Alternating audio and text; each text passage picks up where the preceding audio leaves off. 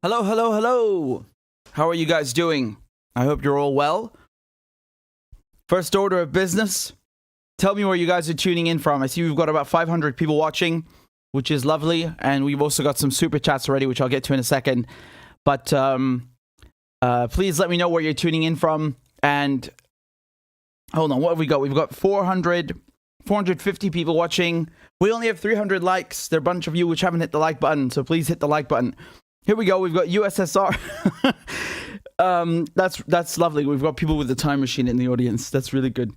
We've got Michigan, Ireland, Nevada, Belgium, Somalia, Detroit, London, Belgium, Ireland, Russia, New Zealand, Shanghai, Stockholm, Peru, Slovakia, Spain, Iran, California, Paris, Wien, Jeddah, South Africa, Germany.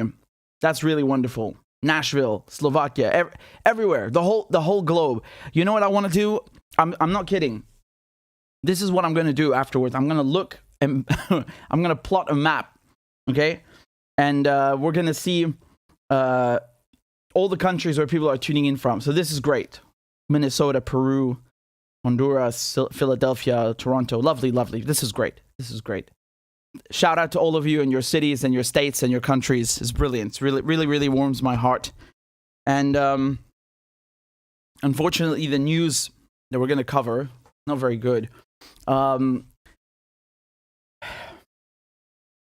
There's actually like a smear campaign that's come out, like McCarthyist thing. I'll get to that in a second. But let me deal with what happened with Syria first, okay? I'm gonna walk you through that because that's really something disgusting, you know, really disgusting.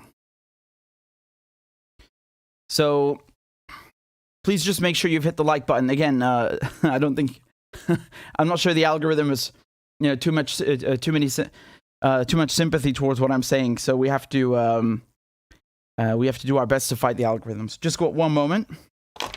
Oh boy.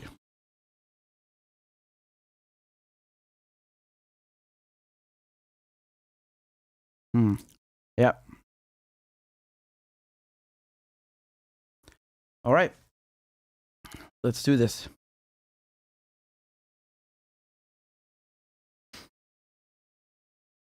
Thank you. Thank you. I see we've got 600 people watching and 500 likes. So very good. Thank you again for supporting the channel. So let me walk you through this, okay? You guys can hear me okay like that, yeah? All right. I was listening to a clip that I'm going to show you in a second, which you will find. You know, I've shown it quite a few times because it's always relevant. I always come back to it. And then I realized we got so many new subscribers that you guys have probably not seen it, because right? Because you're new here. So I'm going to put this up and show it to you again. Some of you will know it, but I think most of you won't. So that's good. And again, welcome to all of you to the channel. So let me walk you through what happened in Syria. The Israelis attacked the Damascus International Airport in Syria. So again, just to be clear, this is, you know, the civilian airport, which I've flown in and out of more times than I can count. And they've attacked it again. This is not the first time. What the Israelis have been is doing hundreds of airstrikes, if not thousands, in the last years. And I'll get to that in a second, but let me show you some of the damage, because this is very significant to the point that the airport has been shut down. It's completely ruined, right? Completely ruined. It cannot function anymore. So here's the official regime. That's the word that they love using. This is from Sana, from the Syrian Arab News Agency. So they said here, this is from the Ministry of Transport, that the Israeli aggression that targeted Damascus International Airport's infrastructure caused heavy damage to the airstrips. Landing and departing flights have been suspended until further notice. So no more incoming flights, no more outgoing flights. That's it. And here are some photographs of the damage, just so you can get an idea. This is from inside the airport. So honestly, I can't tell where that is. This looks like you can see some chairs here. What is this, the departing lounge? I can't tell. It's just so destroyed and messed up. And then the airstrip, of course, is even more telling. So this was posted by this Israeli imaging firm. They're called ImageSat, and they've shown satellite pictures of the airport before. Pay attention to the strikes, to the squares. Do you see those squares? There are 3 here and 3 down here. This is before, okay? And this is after. You can see the runway has been completely destroyed. Do you see the equal spacing on the strikes? So the Israelis have basically, on purpose, they've hit each runway 3 times in equal increments. Why do you think they've done that? They've done that on purpose so no kind of aircraft can take off.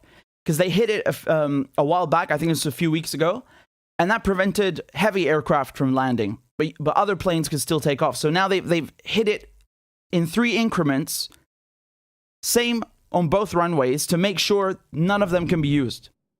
Right?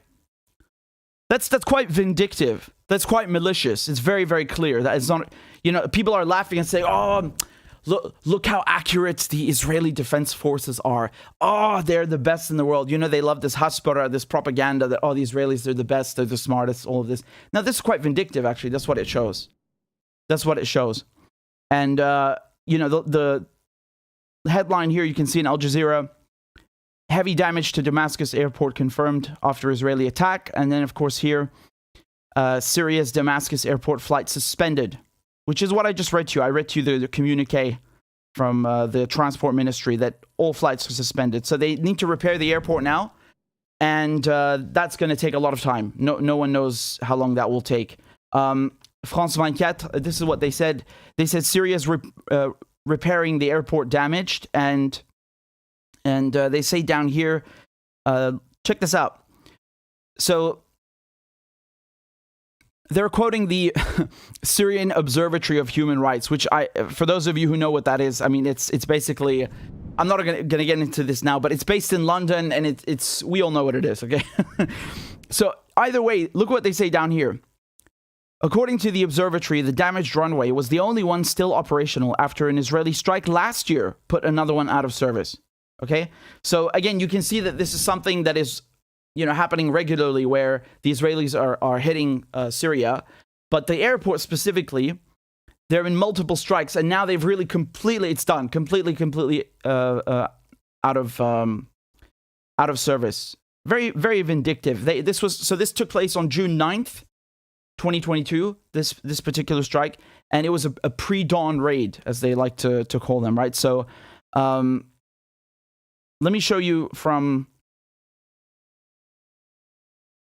again, the damage here is really incredible. Actually, if you go to Twitter, let me refresh the page.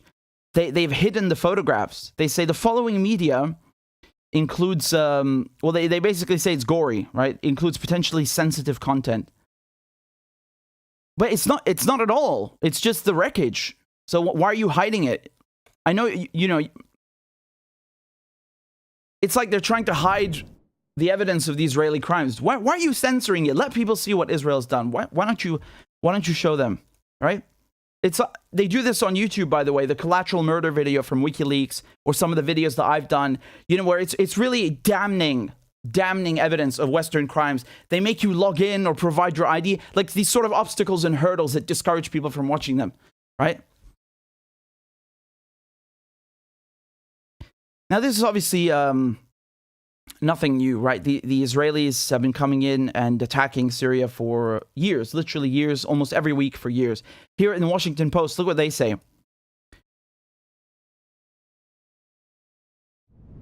They say Israel has staged hundreds of strikes on targets in Syria over the years, but rarely acknowledges or discusses such operations. It says it targets bases of Iran-allied militias, such as Lebanon's militant Hezbollah group, that has fighters deployed in Syria and fighting on the side of Syrian President Bashar al-Assad's government forces, and arms shipments believed to be bound for the militias. So this is the propaganda, of course. This is the pretext that the Israelis give. Now, once again, there's one article, I think, where the Israelis admit that they've done hundreds of airstrikes in Syria. It's from 2016, 2018. It's irrelevant. I mean, they're doing strikes every week. Who else is it? Of course, it's Israel. People in Syria, the government, the residents, they all know it. It's the Israelis. It's no secret here. The Israelis, of course, nevertheless, they have people in the media. They have outlets in the media covering for them, right? So the Israeli government, the occupation government, they don't officially say we did the strike. They'll have the media do it for them and say, oh, it's an alleged Israeli strike, like as if, you know, it could have been Zimbabwe or, you know, it was the Martians.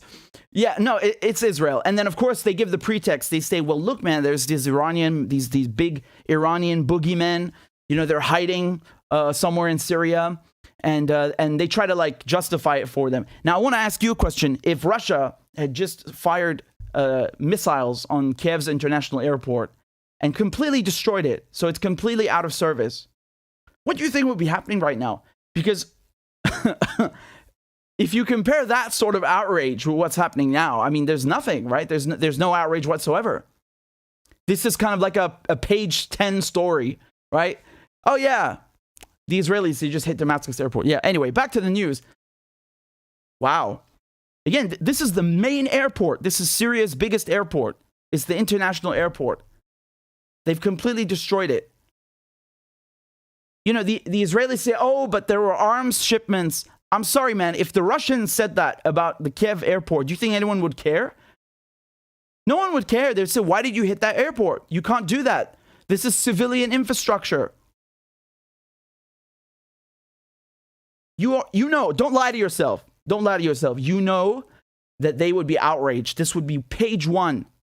Page one. They'd say, oh, the barbaric Russians, look how they strike the civilian international airport. You know, Ukraine's biggest airport. They would be outraged. They would be live right now on MSNBC, on CNN, all over it. And when Israel does this to Syria using American weapons, with American support, enabling them, yeah, it's whatever. Who cares?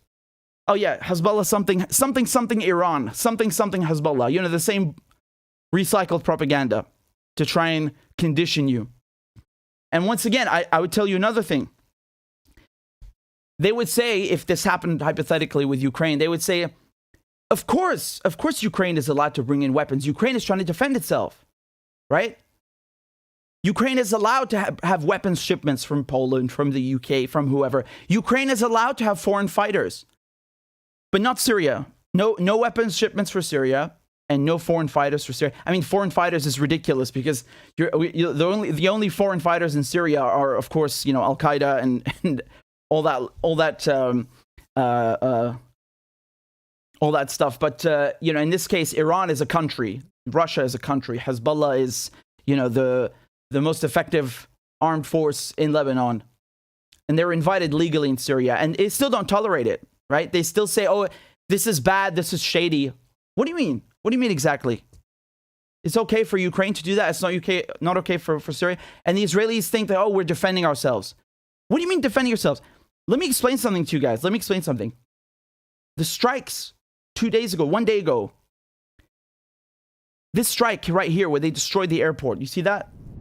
You see how they completely blew up the runways? Do you know where they launched these missiles from? These were surface-to-surface missiles. Do you know where they launched them from? They launched them from inside Syria. The Israelis launched them from inside Syria. Do you know where? The Golan Heights. They launched them from the occupied Golan Heights. So these are the Golan Heights.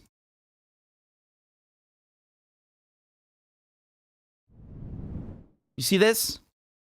All of this whole area, occupied by Israel since 1967. Illegally occupied by Israel. Actually, Israel not only occupies it, they annexed it. They even annexed it illegally. And they have the stones, you know, adding insult to injury. They not only destroy the airport, but they also launch the missiles from inside occupied Syria, from the Golan Heights. Can you believe that? Can you believe that? Again, just so you can get an idea of where this is on the map, I'm going to zoom out over here. This is...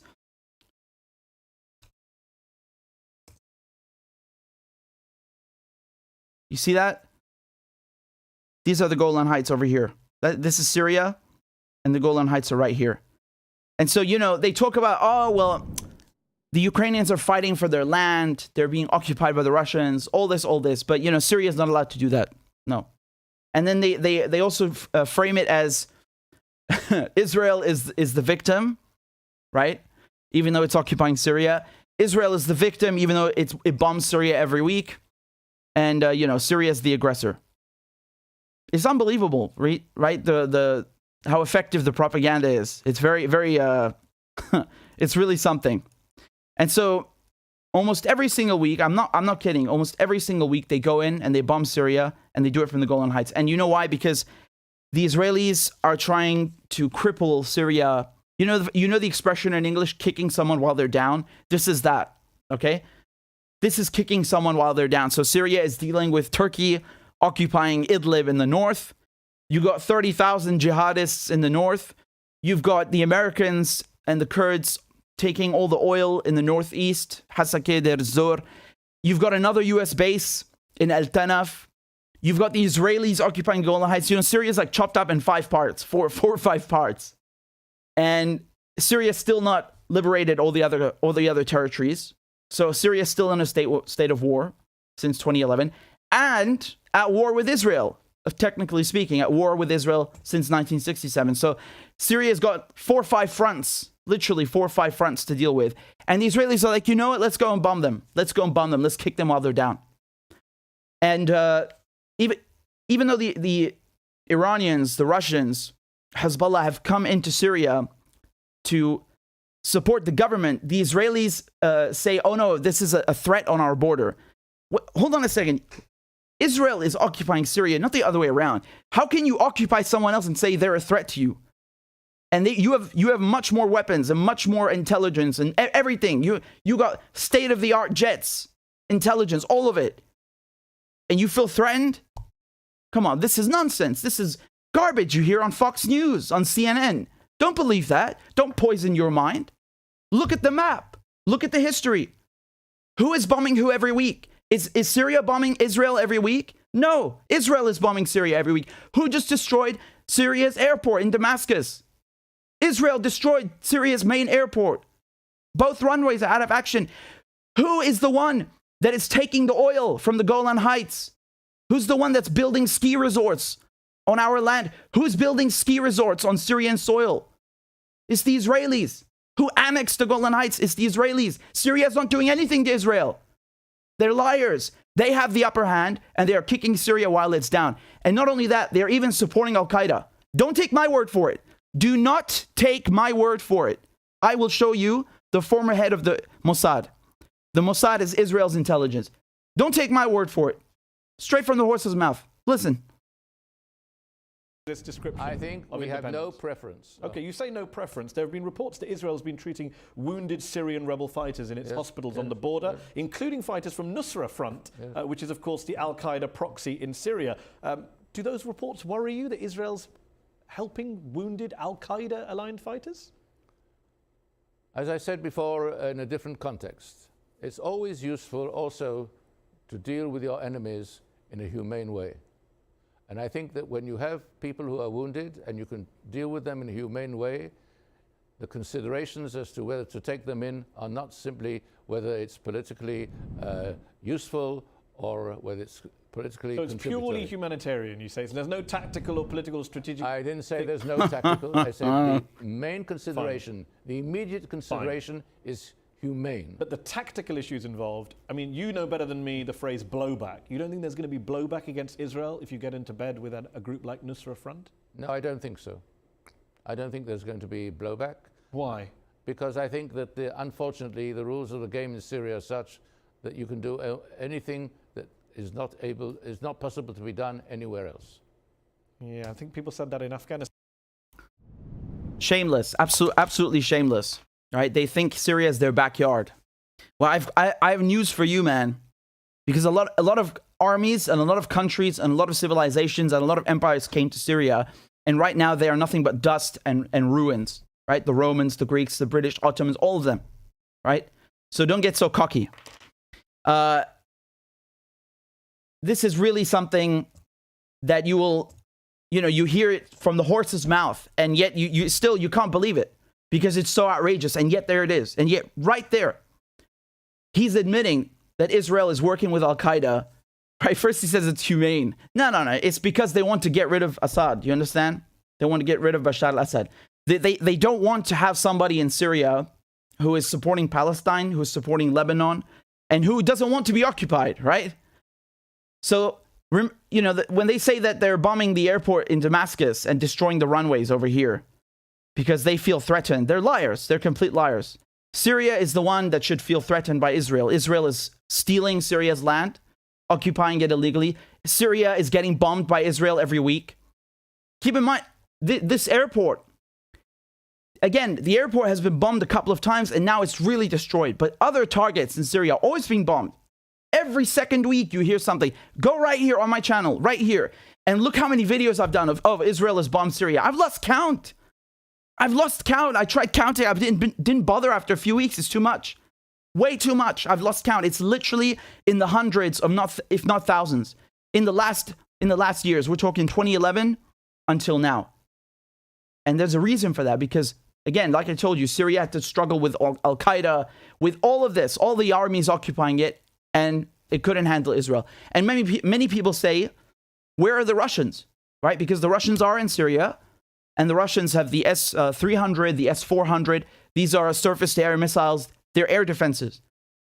And the thing is, yesterday, when they bombed the airport, the Syrian army are saying they got most of the missiles. They downed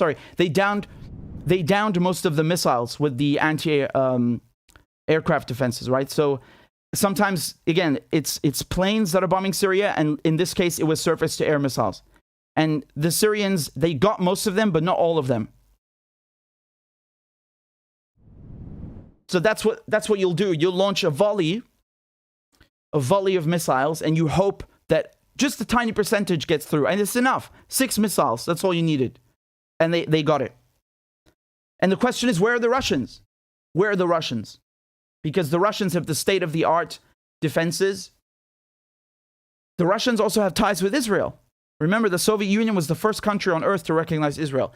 And you would think that maybe the Russians can talk to them, can tell them stop doing this because, you know, we're trying to solve multiple issues here. They could maybe mediate. I don't know what's going on. I don't know. I've heard a Syrian official tell me that the reason the Russians don't want Syria to respond in full force to these attacks by air or the surface-to-surface missiles is because they know that it will open up a second front, right? So let me give you an anecdote. Let me give you an anecdotal example. So this is from a few weeks ago, a few months ago. I remember the Israelis sent a bunch of jets into Syria to bomb Syria, as usual. Syria fired back with surface-to-air missiles. And then the Israelis came and bombed Syria again. Like, you know, punishment. How dare you defend yourself? So that's one tiny example. So for one anti-aircraft battery, right? And they killed a bunch of Syrian soldiers for daring to defend the skies. So imagine what would happen on a larger scale. I don't know what their strategy is. I don't know. I don't know why it's, it's being allowed that Israel can come in almost every week, every second week, and just, humiliate Syria like this. What is this? I'm angry. I want to understand who's making these decisions and why. Because they don't make sense to me. When you have a bully, you have to stand up to a bully. And the Israelis are bullies. Literally bullies, bombers, terrorists. I'm sorry, but this picture, look at this picture. If somebody did this, in London, in Kiev, in Tel Aviv, would they not call this terrorism? Would they not call this terrorism? They would call this terrorism. Because it is terrorism.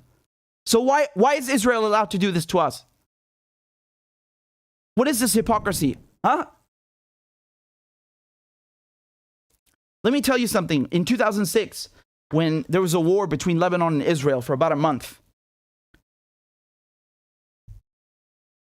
Hezbollah really caught the Israelis by surprise because the Israelis thought this was going to be a walk in the park. And they were taught a very, very, very bad lesson, okay? Because they got their butts kicked. And ever since 2006, not one Israeli plane has dared to bomb Lebanon. There was one incident, I think about a year ago. To me, that looked like it was accidental or something else. I don't know what that was. But nothing like what you saw in 2006, where they're going in and bombing Beirut. Nothing like that. And you have never seen anything like that because the Hezbollah, they had been equipped by the Iranians with all the state-of-the-art weaponry. They had new tactics. I mean, we saw them on TV. I was next door in Damascus. You saw them on TV. Every day, everyone's glued to the TV watching what's going to happen. Is the war going to spill into Syria? What's going to happen?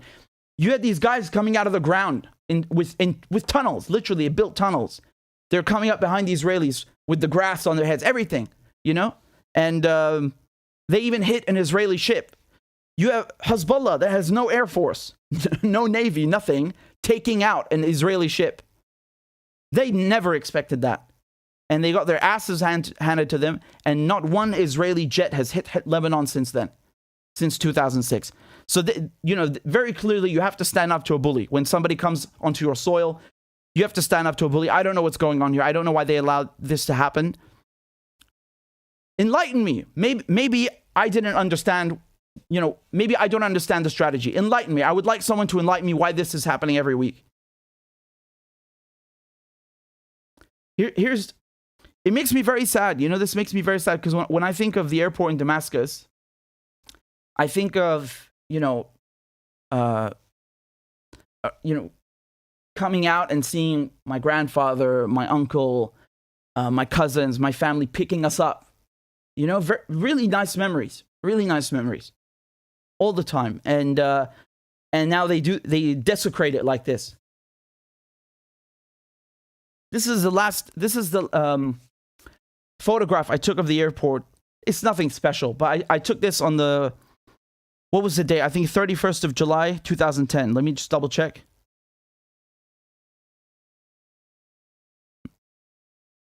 Yeah, 31st of July, 2010. Just, arriving at night.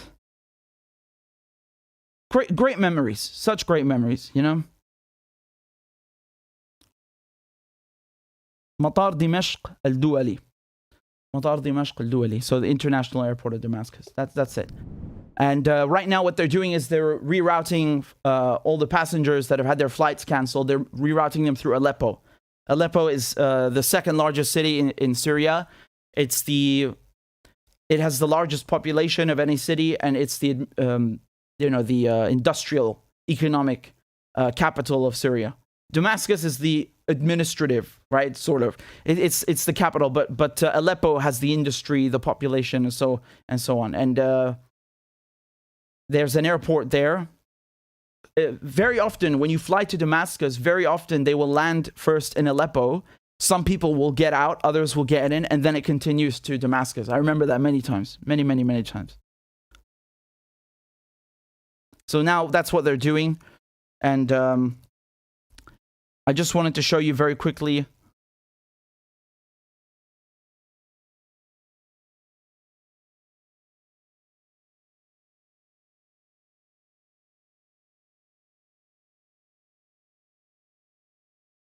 Yeah, here, this is from Euronews. So they're saying that Sham Wings Airline, which is a private Syrian carrier, is rerouting all its flights to Aleppo International Airport. And that's about it. I've never used that, I think, that airline. I'm not familiar with it. The one that we used to go is Syrian Airlines. It's really good. I'm not kidding. Syrian Airlines, the best. It's really the best. When you take a flight here, you go to London, they'll like put you in this cramped seat and throw a cold tissue at you. They're like, here, eat this. And when you go with the Syrian Airlines, you can sit comfortably, right? They bring you a nice hot meal. They treat you like a human being. I think the Arab airlines, they have this mentality more because there's a mentality of being hospitable, right? So that's why you see the Arab headlines are a bit. The Arab airlines. I was reading headlines on the screen. The Arab airlines, the flight carriers, they're really, really better in general, if I may say so. I can't vouch for all of them, but definitely Syrian Airlines was really nice. I don't know what they're doing right now. And this is a shame, all of this. You know why this is let me give you another aspect of why this is a shame now that the airport has been ruined in Damascus, because you're seeing more and more countries reestablish ties with Syria. Let me give you an example. Saudi Arabia, which funded, jihadists inside Syria, is not something big and official, but we heard whispers that they're warming up to Damascus. Jordan, the king, he had his first phone call with Bashar al-Assad, with the Syrian president, I think in 10 years, just a few months ago, and they reopened flights to Damascus. You see this? This is from Middle East Monitor. Jordan to resume flights to Damascus, September 28th, 2021. It's not even a year ago, right? So you have a lot of countries that were, again, having a rapprochement with Syria. Another one is the UAE. We saw Bashar al-Assad meeting with the foreign minister of the UAE. I don't know if they've reopened flights from Damascus to there. But, you know, Iran, for example, they also reopened flights because, well, because of COVID. You remember a lot of things had to shut down. And they had flights reopening just recently for religious visitors and so on. Not because of, you know, reestablishment of ties. The ties were there. But I'm just telling you in general that Damascus, it was starting to be rebuilt. A lot of countries sending more tourists, sending more travelers, more business.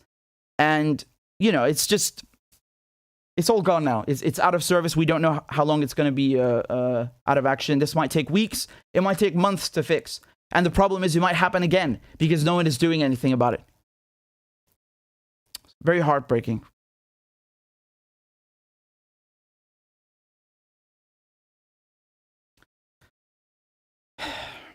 Thank you guys very much for tuning in. I see we've got 1,200 people watching.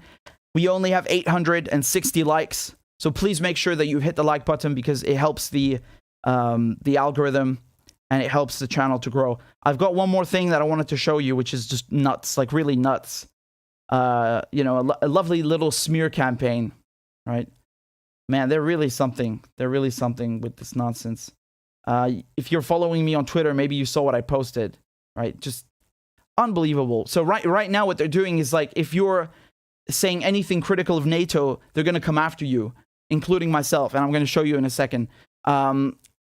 If you've just tuned in, please tell me where you're tuning in from, because I see we've got more than half of the audience that were coming in while I was speaking. So please let me know where you're tuning in from in the comments right now.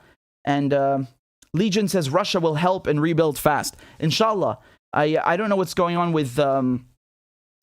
I'm not sure what's going on with Russia and well, let me just show you one last thing that I forgot to do. Give me a second, sorry. I wanted to show you the response from Russia, okay? So this is...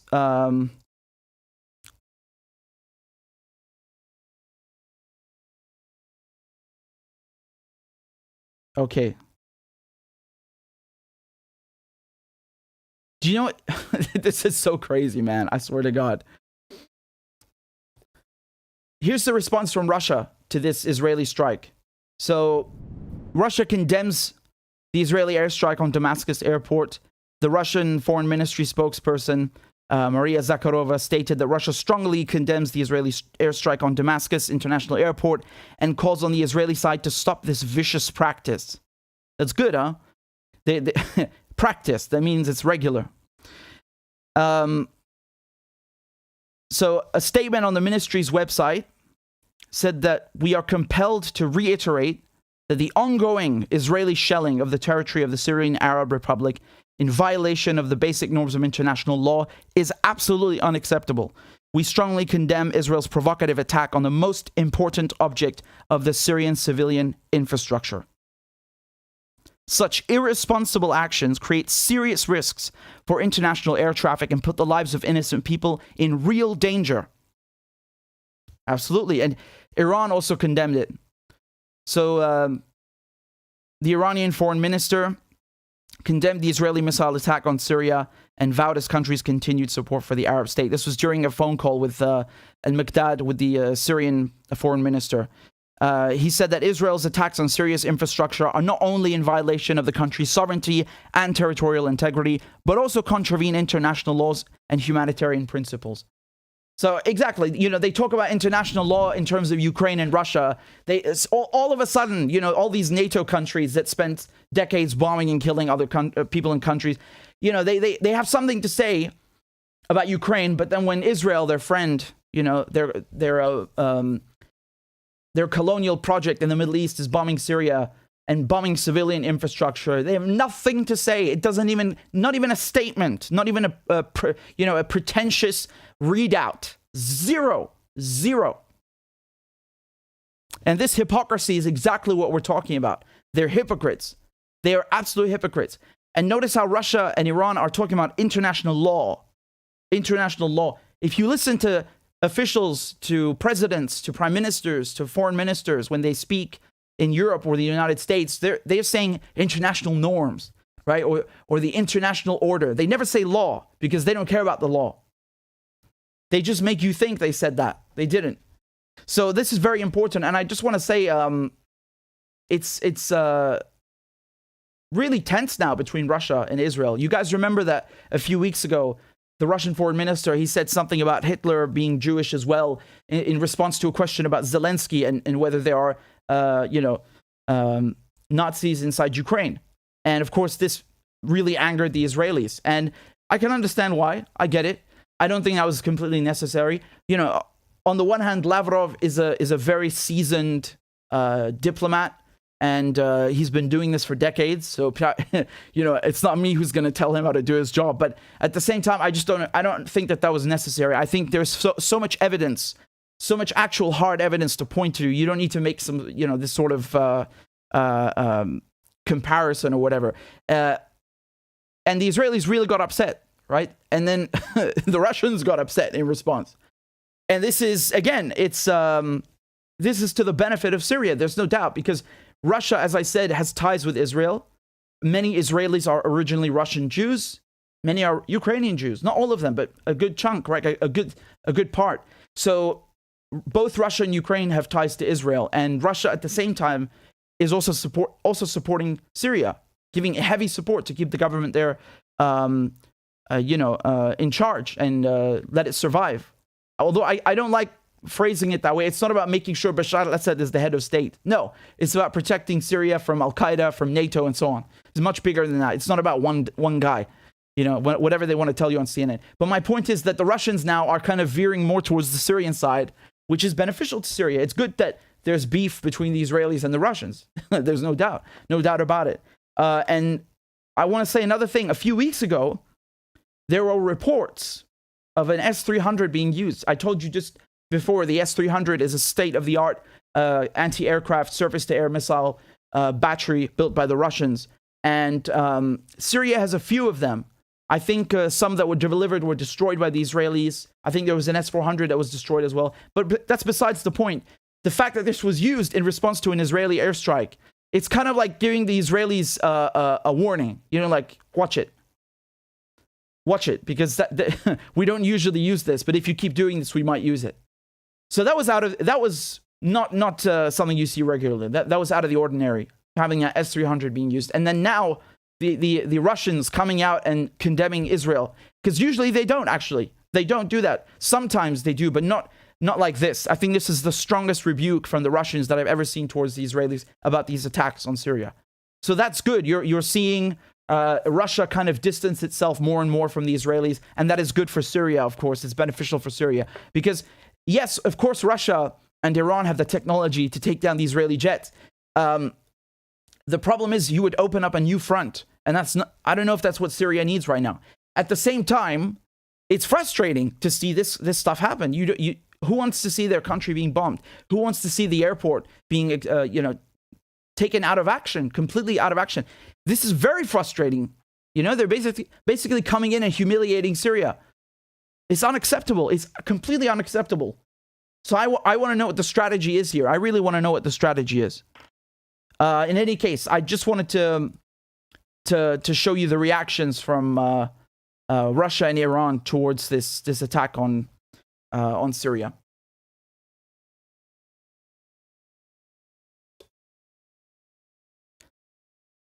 So, what do we have here? Shall we take a look?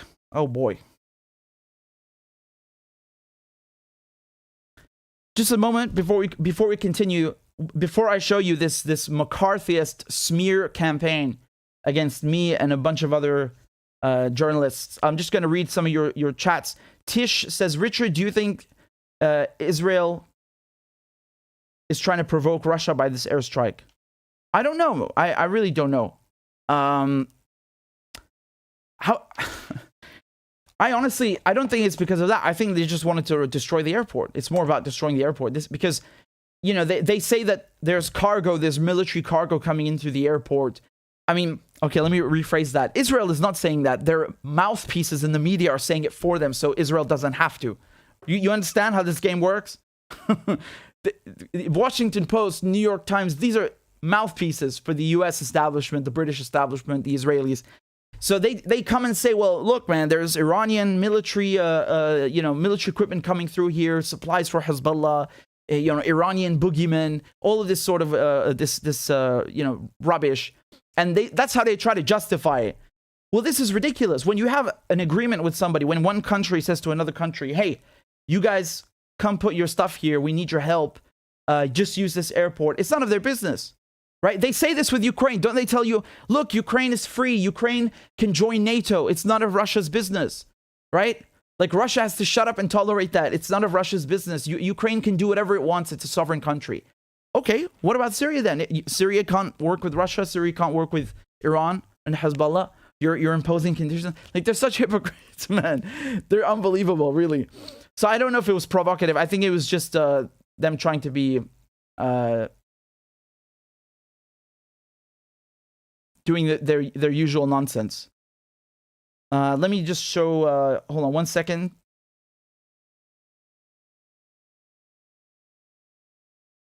Sorry, you guys were telling me where you've tuned in from, and I forgot to I forgot to read them because I was going through the thank you, M. Pars, for the super sticker.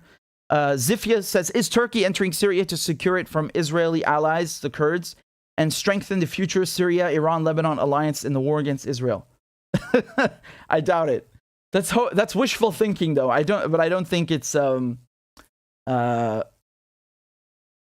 don't know. That's really funny. I'm sorry. I'm not trying to laugh. I'm just thinking about how wishful it is. It's really wishful thinking. I don't think Turkey is going to enter Syria because they're doing it, to please Syria or some alliance. Turkey is going to enter Syria because it's good for them. Remember, they've already got a chunk in Idlib and the Idlib area at large. They're using the Turkish lira there. What does that tell you? When you have when you have a new currency, they're trying to de facto annex it, really. And of course, Turkey's taken a lot of Syrian land before, whether on purpose or not. Remember, the British, the French, they carved up the Middle East and started handing pieces over. Antioch, for example, was Syrian. They gave it to the Turks. Just ridiculous stuff like this, right? Typical colonial stuff. And so Turkey, of course, would like to have Idlib as well.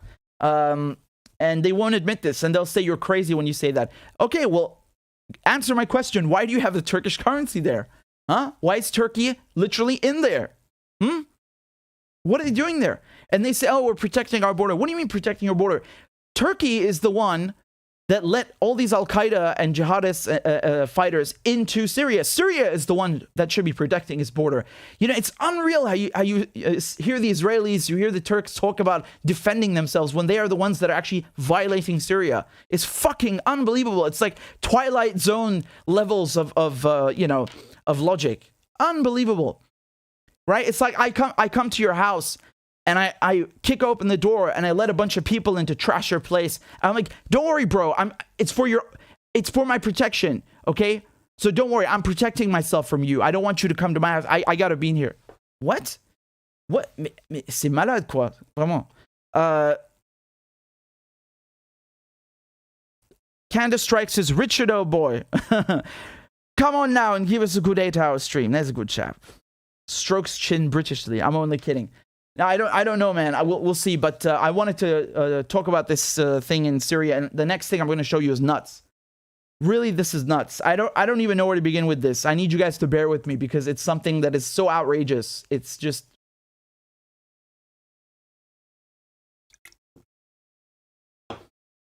Give me a second to drink. Do you guys see this? Are you ready? Yeah. You already know what's coming. You can already guess what this is. Oh my goodness. Oh my goodness. Yep.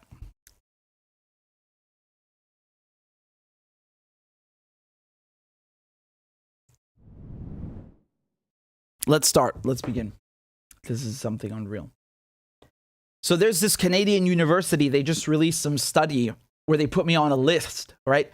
They put me on a list of Russian influenced accounts. Yeah. at the top of it, actually. I mean, this is typical, Red Scare McCarthyist nonsense. So here's the title of it. It's called Disinformation and Russia-Ukrainian War on Canadian Social Media. Disinformation. Wow. And when you scroll down here, don't worry, I'll go through the rest of it. But when you scroll down here, look at this. They say top Russian influenced accounts, and they've got my account up there, Richie Medhurst, on Twitter. Apparently, I have the second highest score. I'm just behind Tulsi Gabbard. Russian influenced accounts. What does that even mean? And are they saying I'm influenced by Russia? Or I influence people with Russian things? They don't say. I mean, I showed this to Claudia, who's a biology graduate, and she helps with the channel. She told me that if she handed in this paper with this sort of methodology that they've done, she'd fail because of how vague it is. Let's go through it, right? Let's see what this is. So basically, they're saying that, they're researching disinformation and people that spread pro-Russian narratives. Do you notice how they keep using these words interchangeably? They don't define them, and they say pro-Russian narrative, and then they say over here pro-Russian disinformation. And it's very, very weird because they don't define these words, and you see them just swapping them around, which is really weird. It's extremely weird. And so here's what they say. So for them, there are 5 points of so-called Russian narratives. They say that number 1, it's implying that NATO expansionism legitimizes the Russian invasion. Number 2, portraying NATO as an aggressive alliance, using Ukraine as a proxy against Russia. Yeah, because NATO is very defensive, right? When they bombed my country, when they bombed Syria, when they destroyed Libya, when they bombed Yugoslavia, very defensive, totally defensive, right? That's what a defensive alliance does. They go to a new continent and just destroy it, right? Very defensive, totally defensive, right? Promoting a general mistrust in institutions and elites. I don't even understand what that is. Of course, you shouldn't trust institutions and elites. What does that even mean? You shouldn't trust elites. Here's the next one. They say, suggesting that Ukraine is a fascist state or has extensive fascist influences. No. No one said Ukraine is a fascist state. There are neo-Nazis in Ukraine embedded in the National Guard, in the Ukrainian National Guard. That doesn't necessarily mean it's a fascist state. It just means there are neo-Nazis there with significant influence. But this is the definition. This is what they say.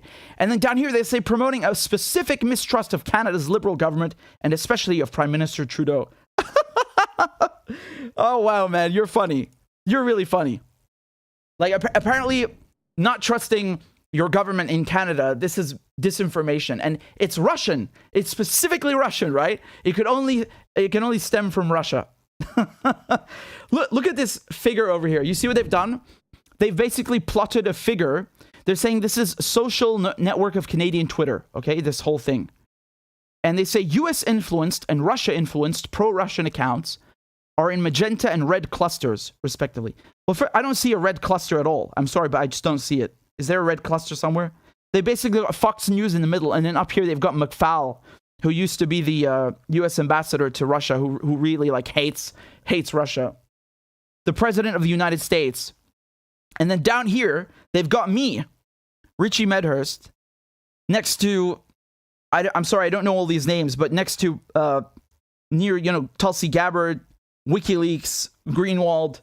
Like, they've got Greenwald right above RT. What does this mean? What is this? What is this? They just threw together a bunch of names, and they're like, look, these things are related. What? What do you mean they're related? What is that? Huh? And I wanna say something here because I'm sorry, I just don't even understand the term. What is a Russian influenced account? I don't understand this term. Are they saying that Russia influenced me? How can you know that? How can you know that? Like, just they think because I have a brain and I know history and I sit here and I speak like that, this must be the Kremlin. Like Putin is standing behind me with notes, right? He's like whispering things in my ear of what to say. What? Are they crazy? Are they crazy? What does this mean? They say of the total accounts collected, approximately 25% were spreading pro-Russian talking points. And again, I'm assuming here that their pro-Russian talking points are the points that I just read to you from their thing, the 5 points. Listen, man, this has nothing to do with being pro-Russia. I'm a journalist. I'm a British journalist. I'm a British citizen. My country is in NATO, right? It's my job to criticize my government. To be a journalist, I have to hold the powerful to account, right? When I criticize NATO, that's criticizing NATO. It doesn't mean it's pro-Russian or pro-Mozambique or pro-Taiwan. It's just criticizing NATO. But for them, if you criticize, you dare to open your mouth about NATO, you must be pro-Russian. Like they basically insist on causation without they have the correlation and then they insist causation. Do you understand? They've broken the most fundamental rule, and this is so ridiculous. Let's go back up here. They say that number one is implying NATO expansionism legitimizes the Russian invasion. No one is saying that. I don't know a single person who is legitimizing the Russian invasion of any, certainly not among these names. Not a single person. None of us, myself included, none of us have legitimized the Russian invasion. We've just looked at this from a point of view of cause and effect, a historical point of view. I'm against war. Do you understand? I'm against war, and that's why I'm saying NATO expansionism shouldn't have happened, because it led to war. That doesn't mean it's legitimizing the invasion. And just because I say this doesn't mean it's from Russia. Let me give you an example. It's like Hitler said 2 + 2 is 4. So if you say 2 + 2 is 4, then clearly you're under the influence of Hitler. What? What does that even mean? Just because the Russians are saying something similar to me, or I'm saying something similar to the Russians, doesn't mean it's backed by Russia, which is what they say. They say Russian-backed, pro-Russian narrative. They use all these terms interchangeably in this paper. How is that backed by Russia? How do you know that Russia is not using my talking points? Huh? Maybe Russia is using pro-Medhurst talking points or Medhurst-backed talking points. Maybe Russia is using WikiLeaks-backed Russian talking points. And maybe it's the other way around. How do you know? What is this garbage? This is from a university. These people call themselves academics. These people call themselves academics. These are professors. My goodness. I really pity your students. They should demand a refund. Portraying NATO as an aggressive alliance. Again, this is so ridiculous. NATO was aggressive before there was any war in Ukraine. And let me show you this stupid chart that they have here. Look at this. They have a timeline here of discussion for the 5 main narrative. So they're saying after the invasion, so on 24th of February, all of this stuff ballooned, right? There was more discussion about NATO expansion. There was more discussion about NATO being an aggressor. Yeah, of course, because a war started. And this is one of the causes of the war. They're basically implying that WikiLeaks, Glenn Greenwald, Richard Medhurst, they never talked about NATO being an aggressor until the war started. What? What are you talking about? Go and watch my videos. Go and read my tweets. I've said this since the beginning because I didn't need the war in Ukraine to know that. I've talked about Libya. I've talked about Syria a million times. I don't care about Ukraine and Russia. That's nothing to do with it. I don't need Ukraine, Russia to know that NATO is aggressive. NATO, do these people know how to read maps? This is shameful behavior. This is truly shameful. NATO was created to combat the Soviet Union. This is a fact. This is the basic number one thing that you should know about NATO. It was created to fight the Soviet Union. There is no Soviet Union anymore. And even though the Soviet Union ceased to exist, NATO doubled its membership. Doubled. Not just stayed there, increased by 1 or 2. No. Doubled. This is a bloody map that anyone can read. How is this not antagonistic? You have a military alliance, a hostile military alliance creeping up around you, and you want to tell me that this is not antagonistic? My goodness, man. If one country, never mind all of these, started, encircling Canada or the United States, they would bomb it to smithereens. If Russia started training the units in the Mexican army or the Canadian army, the United States would bomb it to smithereens. There's no discussion. And now all of a sudden they're like, oh, we don't know how politics works. It's just a bunch of people tweeting. They're just propagandists. You really going to sit there? You act like you don't know what this is? You think those people in NATO are stupid? Have some self-respect, man. You're basically telling me with your study that you know nothing about politics and you are a baboon. You know nothing of international affairs. This is pathetic. It's absolutely pathetic.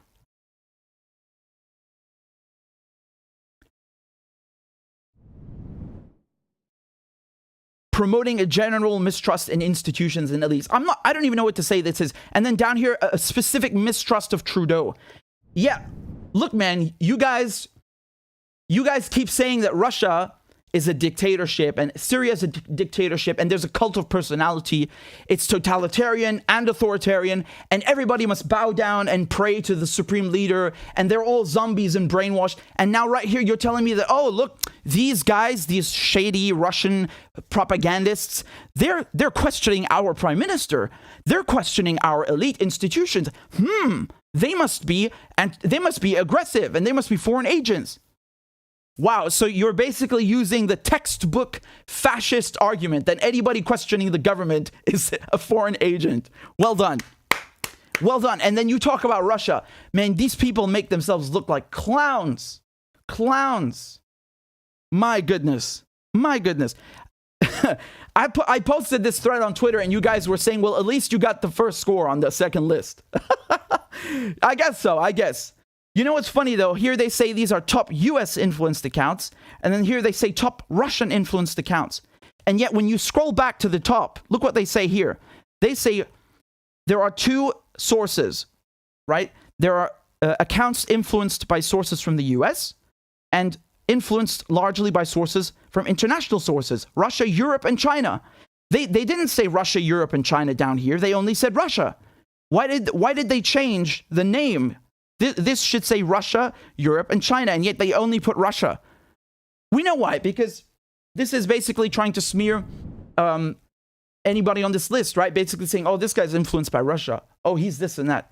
Dude, screw Russia. You think I sit here and wait around to hear what the Kremlin is saying? You think I don't have a brain? You think I don't know our own history? You think I don't know what NATO is? Don't insult my intelligence. Have some self-respect. Don't insult your own intelligence. I don't give a shit what Ukraine or Russia says. I know exactly what's going on. Man, I'm independent on YouTube since day one. Day one. I never went and worked at some outlet to get famous. I never went and had a job at some newspaper to, get my foot in the door with journalism. Right here on YouTube. Me, myself, I built a name for myself. On my own. That's a fact. You can never take that away. How many people can say that? A lot of them had to go work at other outlets and then did their own thing. I did my own thing since day one. How dare you, man? This is insulting. They're basically implying that, I'm controlled by Russia or some nonsense like that. And they're also implying that any criticism of NATO must be Russian. What kind of intelligence is it? What kind of logic is that? This is really shameful, like intellectually speaking, academically speaking. It's absolutely shameful. That this is the sort of stuff that Western universities produce in 2022. How embarrassing. Do you know people are going to look back at this and use this as an example of Western hysteria in the Red Scare? I promise you.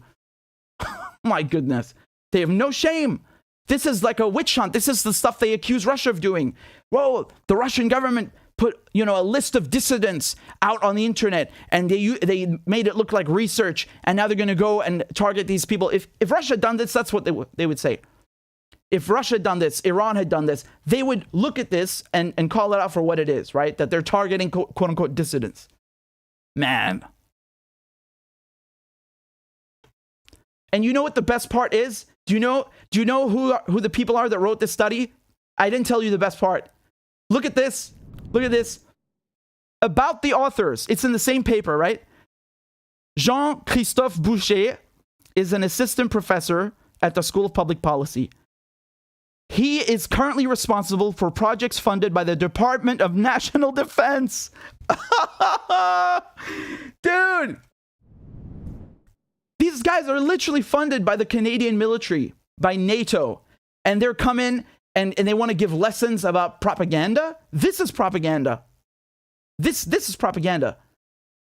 This is literally issued with, by people who are paid by the Canadian military. I swear to God, it's in the same document. Look, it's the same one. How on earth do you have any credibility? Look, the first guy funded by the Department of National Defense. Man, come on. This is like those things with the NED, the National Endowment of Democracy, which is a CIA front, basically. We don't even need the NED to know what this is, right? And I want to be clear. I want to be very clear, because I'm not going to be like them. I'm not going to be like them, because what they would say is, oh, look, this guy, he got money from this and this. It's not about the money. I told you the thing about the money last, right? I brought this up last. Even if this guy was doing it for free, this is still garbage. Do you understand? And I don't know if he was paid to do this study, but he says that he is paid in general to study information operations. So even if he was doing this for free, this is garbage, okay? Because it's a smear job. It is, intellectually abysmal, intellectually bankrupt, and it doesn't mean anything. Just because two people say the same thing doesn't mean there's any relation between them, or that they have the same motivations. If Russia says we are in Ukraine because XYZ, you can safely assume it's propaganda. Not always, but you can safely assume that, yeah, it's the government. Of course they're going to say that, because they're going to defend themselves and say things that are favorable to them. But just because somebody else on the internet arrives to the same conclusion doesn't mean that there's any causation there, that they are necessarily related. What on earth is that? And I want you to really look at this, because they're saying here that the top accounts in the US influenced and Russia influenced vectors are in tables 1 and 2 respectively. The degree score measures how much an account interacts with other accounts. Thus, a higher degree score indicates a more influential account. So basically, I got the second highest score. That means I'm very influential, apparently. Thus, so table 1 illustrates how the primary accounts promoting pro-Russian narratives belong to prominent US right-wing influencers such as Tulsi Gabbard, Jack Sobich, and Candace Owens. In Canada, we also find similar accounts associated with the right.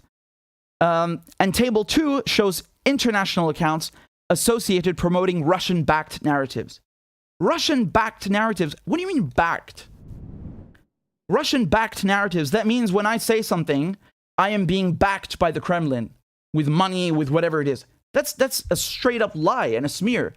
And moreover, they don't know what they're saying. One moment they say disinformation, then they say pro-Russia narrative, then they say Russian-backed narrative. They use all this interchangeably. It's incredible. These are not the same things.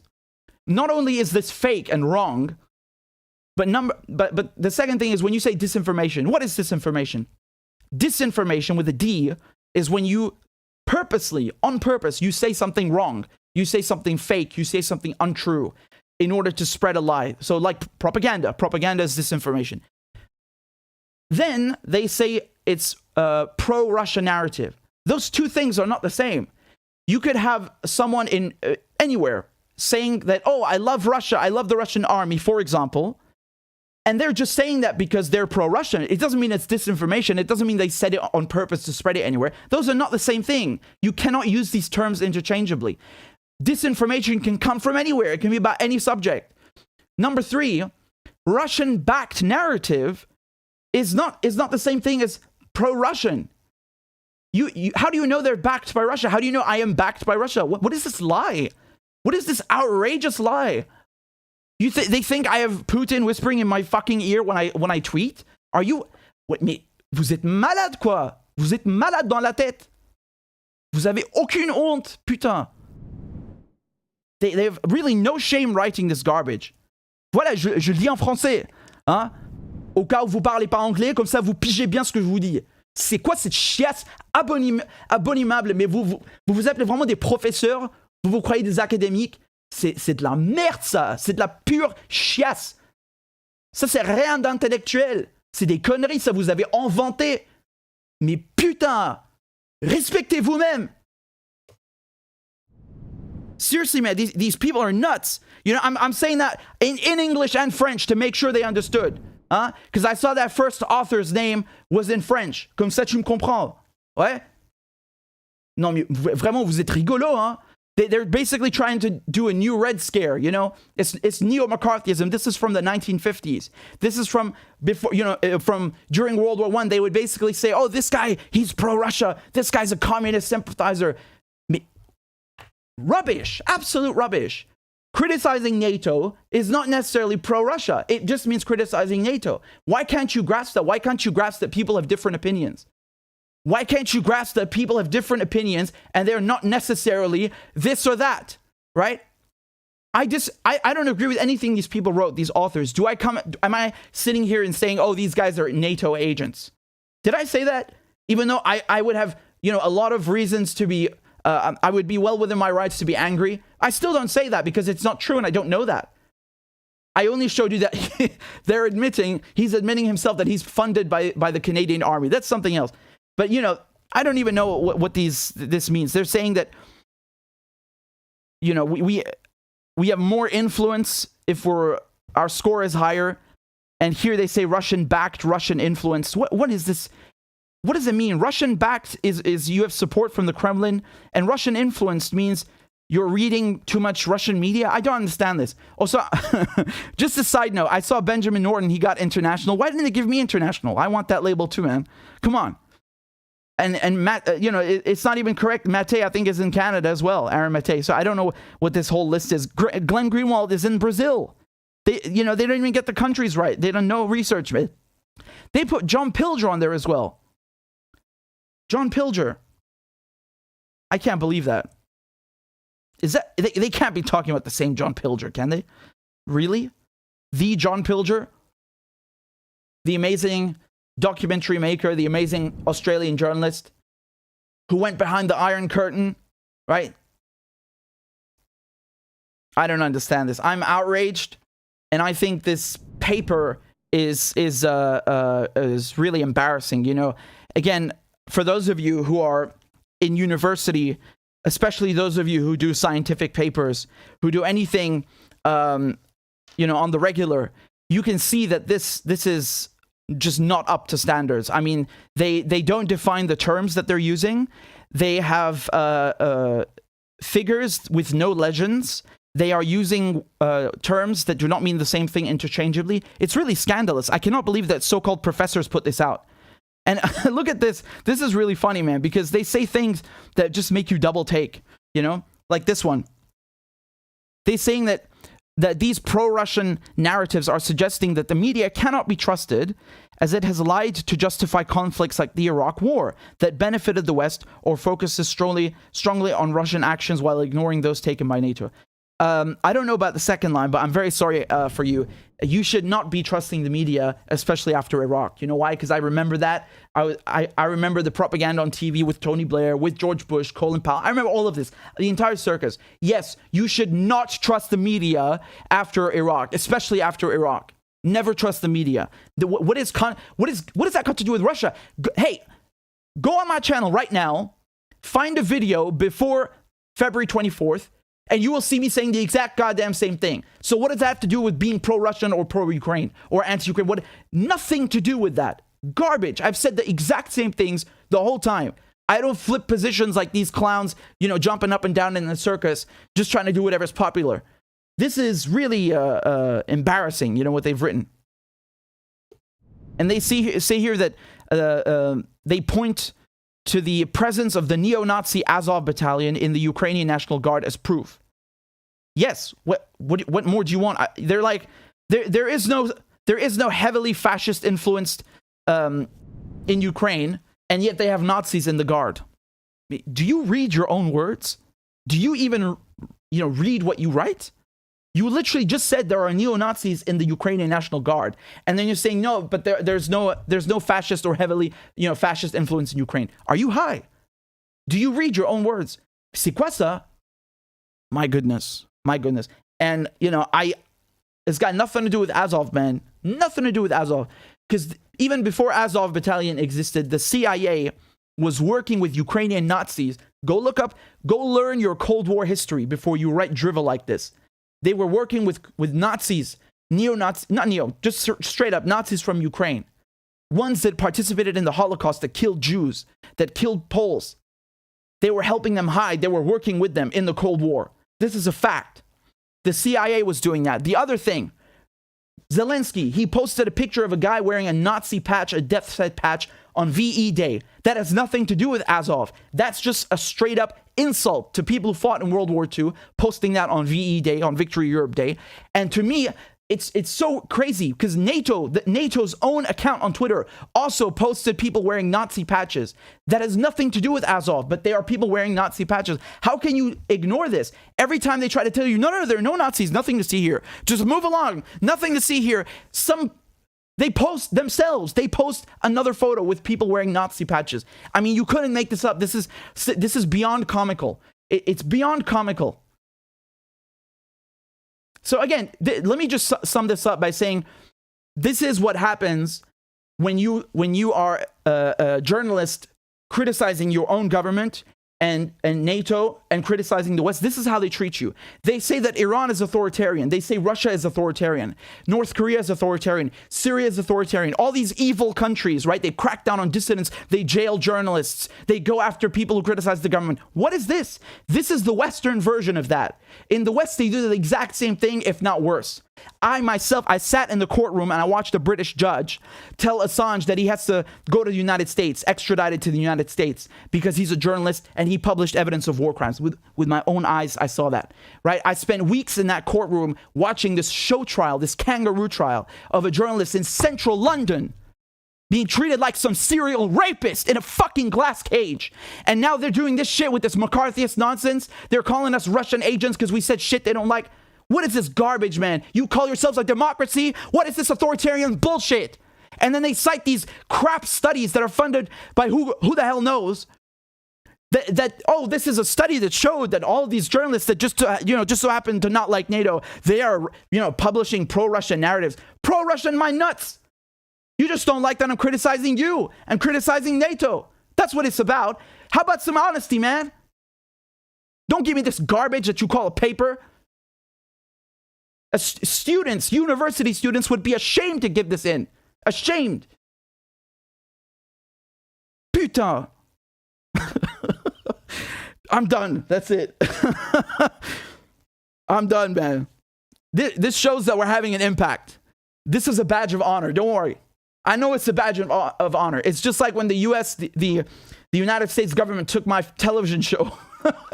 They took Press TV's website offline because they're scared of my television show. They're scared of my colleagues and their news, and they're reporting on Palestine. This is another one of those things. It's a badge of honor. It shows that I'm actually doing my job properly. So thank you. I collect this as an accolade, and I wear it right here proudly, right on my sleeve. So thank you for that. Pro-Russia. Go to hell, man. You people are ridiculous. You're so childish. But I appreciate it. I appreciate the attention. They gave me a high score also, right? I can't hate them too much. They gave me a high score. They said I'm very influential, apparently. Okay. All right, man. It's really funny. They're really funny. So this is how we do. I saw you guys on Twitter. You were commenting crab dance on the score. You were saying we should have a crab dance for that. Maybe. We'll see. But it really is funny, right?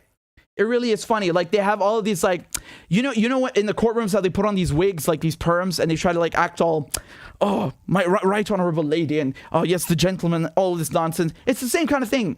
The West, they also have authoritarianism, but they dress it up.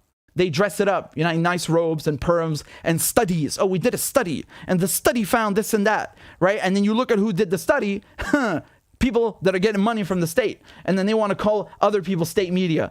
Really funny, man. It's something else, It's the veil is very thin. It's very thin. I've seen it. I've looked through it, and I'm telling you about it, and they don't like it. Anyway, man.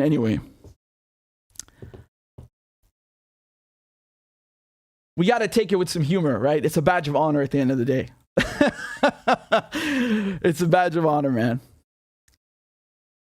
Mohammed Nasser said, they do this to you because you're telling the truth, despite the rumors. what does the Zionist-backed Palestinian Authority look like post-Abbas? My head just went, you put me in another direction. I don't know, but I know a lot of people want the elections to happen soon. They've been postponed and called off a million goddamn times. I don't know. I can't speak for the future, but I'll tell you one thing. In Palestine, what happened last year was incredible because Hamas, which is in Gaza, not the West Bank or Jerusalem, they were able to unite all of Palestine because the atrocities in Jerusalem were so bad. And Hamas, even all the way in Gaza, started firing rockets and resisting in the name of Palestine, in the name of Jerusalem, Al-Quds, the holy city, right? In the name of the holy city of Jerusalem. And all the Palestinians were brought together. And so I think you're seeing a new kind of resistance forming. I don't know if there's going to be an intifada or something like that, but I think you're seeing a shift from supporting PA to supporting, the armed struggle with Iran, with Syria, with Hezbollah, with Hamas. And who knows what will happen? Who knows what will happen? We have to wait and see because it's unpredictable. But I think right now they are scared. The Israelis are very scared because the resistance is stronger than ever. Last year, Hamas fired more rockets at a faster rate and at a longer range than ever before. Most of them actually didn't hit anything, right? So I don't know if that was on purpose or not. The vast majority of them didn't hit anything. Maybe they did that on purpose as sort of a, hissing, like, get back. I don't know what that was. But I'm just telling you that this is, this is thanks to the support that they've received in the region from others. You know what I'm saying? Axel says, mention the fact that Putin in the beginning of his presidency applied to join NATO. If what they say is defensive organization was denied, this was confirmed by ex-NATO head George Robertson. Yeah, that's true. That's true. Putin asked to join NATO and they said no. So why? If it's a defensive organization, why don't you want Russia in there, man? Come on. You're taking, all these countries, 30 countries in total. You don't want Russia? That's stupid. That's really, really stupid, honestly, because the technology that Russia has, having Russia in NATO, this is great because you basically, bring them under your wing and you don't have to worry about them anymore. You know this, you could look at it this way. This phrase in English, the saying, keep your friends close, your enemies closer. And in terms of the United States view, if Russia is your enemy and they're applying to join NATO, just take them in NATO. I think it would have been very smart. You could have avoided any sort of war between the two countries with the most nukes. And again, I'm not singing any praises of NATO. I'm not saying NATO is a good organization or something like that. Especially after what they did to Libya, what they did to Syria, to Yugoslavia. You could make some arguments for NATO in the Cold War for sure. You could say, look, man, they need to defend themselves against the Soviets and all this. Yeah, fine. I get that. And they had their own version, the Warsaw Pact. Fine. I understand. But after that, you didn't need to keep it. Russia didn't keep the Warsaw Pact. They dissolved the Warsaw Pact. NATO should have been dissolved as well. Or at the very least, just keep your promise. Just keep your promise that you're not going to expand past Germany. This was the promise given by the Western diplomats to the Russians. It's in the minutes of a meeting that they had in 1990 during the 2+4 negotiations, where they were basically trying to reunite Germany. The Western diplomats told the Russians that they accept. Okay, so they asked Russia, what do you need from us? What should we give you so that you accept German reunification? You remember Germany was split in two? And this is what the Russians said. They said, we will support German reunification as long as you don't expand NATO. That's not me saying that. You literally have the minutes from the meeting right here. So this is history. This is a historical fact on paper. Okay? So this is from the Western diplomats, said, we had made it clear during the 2+4 negotiations that we would not extend NATO beyond the Elbe. We could not, therefore, offer membership of NATO to Poland and the others. We might, however, consider referring to our interest in these countries in future NATO declarations. Do you see how clear this is? This was very clear. So don't come here and say this is a pro-Russia talking point. What do you mean? This is before anyone ever heard of Vladimir Putin. This is Dude, this is in 1990. I wasn't even fucking born. They're saying clearly we won't expand NATO. That's it. No, nothing for Poland. No one. We stop. Nothing past the Elbe. That's what they told the Russians. Did I make that up, or is that a fucking historical fact? So how is bringing that up pro-Russia? What is it pro-Russia? It's just literally a presentation of a historical document, and I'm criticizing Western government's failure to keep their own word. They lied. Do you understand? When you make promises to other countries and you lie, you will piss them off. Why do I have to explain this? Why did they act like children, like they don't understand international relations? Don't play fucking stupid with me. You know exactly what this is. You just don't like it.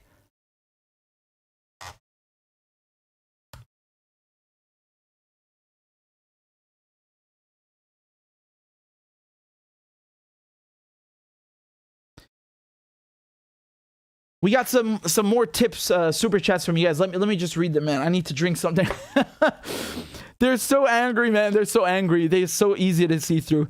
Margot says, love your passion, Richard. Don't ever change. I won't. And I appreciate you. Military View says, pro-Russia, my nuts. We love you, Richard. Thank you very much. Thank you. Net Rando says, Alberta had a Ukrainian Nazi SS chancellor, 2000 and plus, rat line to Canada post-World War II. Let me look that up, man. Let me look that up. This doesn't ring a bell to me. I'm if I may say so, I'm a bit of a World War II geek, but this is not ringing any bells. Just 1 second, I'm writing this down so I can check it out later. I appreciate that. I appreciate it. And Axel, I already read your thing. Marvin says, Richard Medhurst, angry, smart Syrian, spitting the truth. I appreciate that. Antoniak says, if you look at the major mainstream media news sites, like CNN, Ukraine is pretty much gone from their front pages. This mess might be over soon. I mean, I know what you're saying. I hope so, because how many refugees do you have now? 6 million? 7 million? That's just outside Ukraine. You have all these people who've had their lives ruined because some people want to play poke the bear. This is really egregious, because it's like, for example, I come to you and I say, hey man, you need to stop throwing rocks at that king cobra because it's going to bite you otherwise. You can't do that. And you need to stop your friend throwing rocks at this king cobra, or otherwise it's going to bite you. And then you turn around and tell me, oh, what are you're pro cobra? Like, what? No, I'm just telling you to not cause some bullshit.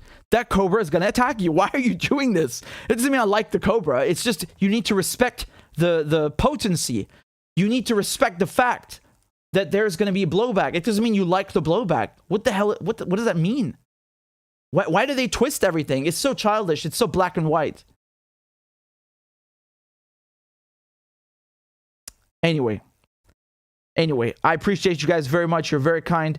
And Chim says everyone should read the the Worldwide Socialist website's recent article about Canada's imperialism fascist friends. Duly noted. And I want to show you. This. From today. We have some new developments from today. No, man, I started getting angry, man. I was like saying that shit in French because they got people who speak French in Canada, right? So I was like, behave. Anyway, let me show you what happened today. I really need a break. I really need to drink something, but we're gonna keep going. No rest. Okay, you know what? Actually, I am gonna get some water. Hold on, give me a second, because I know that we have a bunch of people that signed up on Patreon. So thank you very much for that. And I'm gonna play a crab dance for you, and we'll be right back. I've got some more news for you from today, so don't go anywhere. Just a quick crab dance. Yalla. Clap for that, you stupid bastard. Corn Pop was a bad dude, and he ran a bunch of bad boys. Listen, fuckhead, you have fucking crossed the line, claiming I'm the enemy. You got that, you goddamn son of a bitch? I don't give a fuck what you think, bitch. Good morning. Sunday morning. Cut that bitch off. Thank you for Iron Dome. which is a technical marvel. والله انتوا كلاب بصراحة يعني. ماشي نشتغل عادي. We lied, we cheated, we stole. China. China. China. China. China. China. China. China. China. China. China. And you ain't black. There's always the macro and then there's the micro.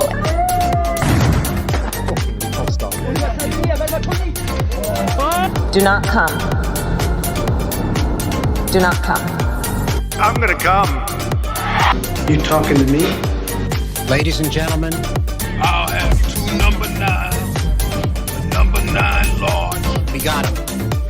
I told myself, I know it's not. I've fallen and I can't get up. Disinformation's origins are slightly less atrocious. Why you texting? Why? You're getting nervous, man. Calm down. It's okay. Okay. Suck my dick and choke on it. I yield my time. Fuck you.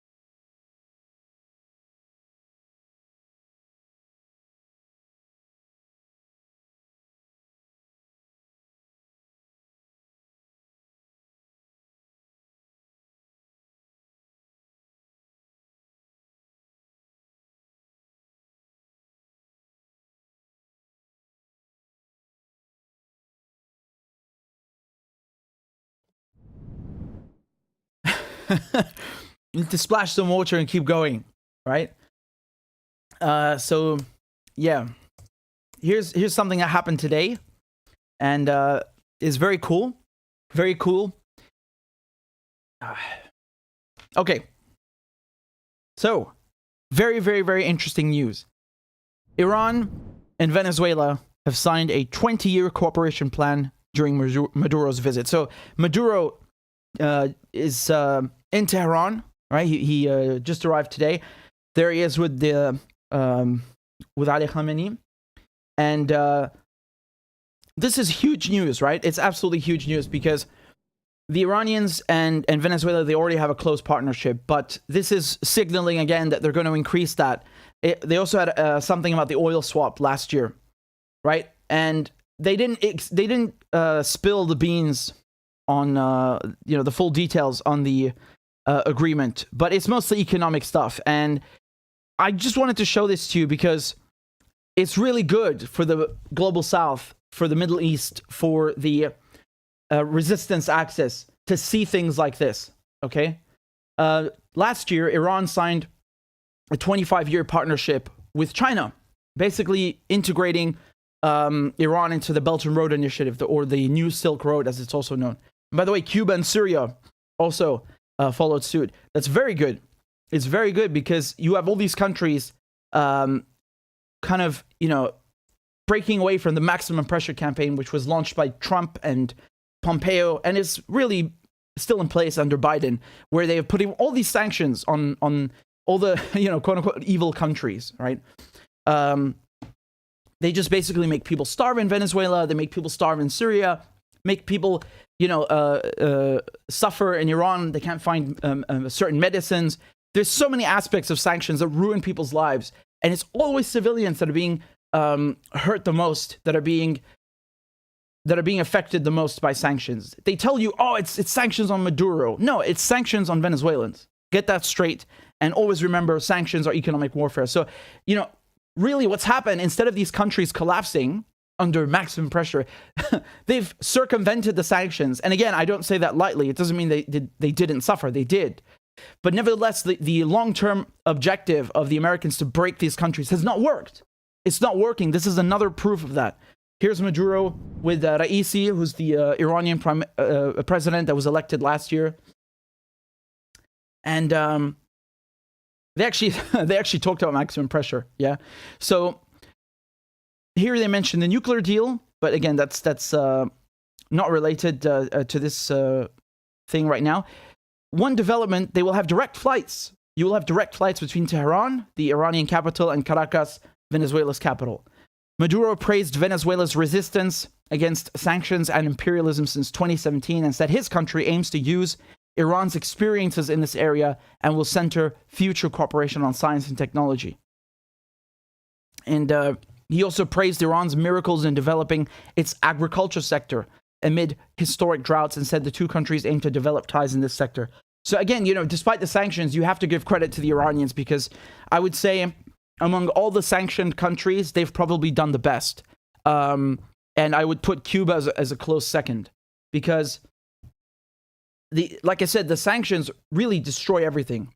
And when you cannot function properly, all the sectors collapse: agriculture, industry, and services. So it's a big challenge to recover from that. Iran, one of its biggest exports and sources of revenue is oil. After the sanctions, they had to decrease their oil output by half. They have 100 million barrels in storage. So that means less money to use on social projects, on infrastructure, and so on. So you have countries like China that have come in, countries like Venezuela that have come in and said, you know what, screw the sanctions. We want to work together. We want to buy your oil and we'll give you this in exchange.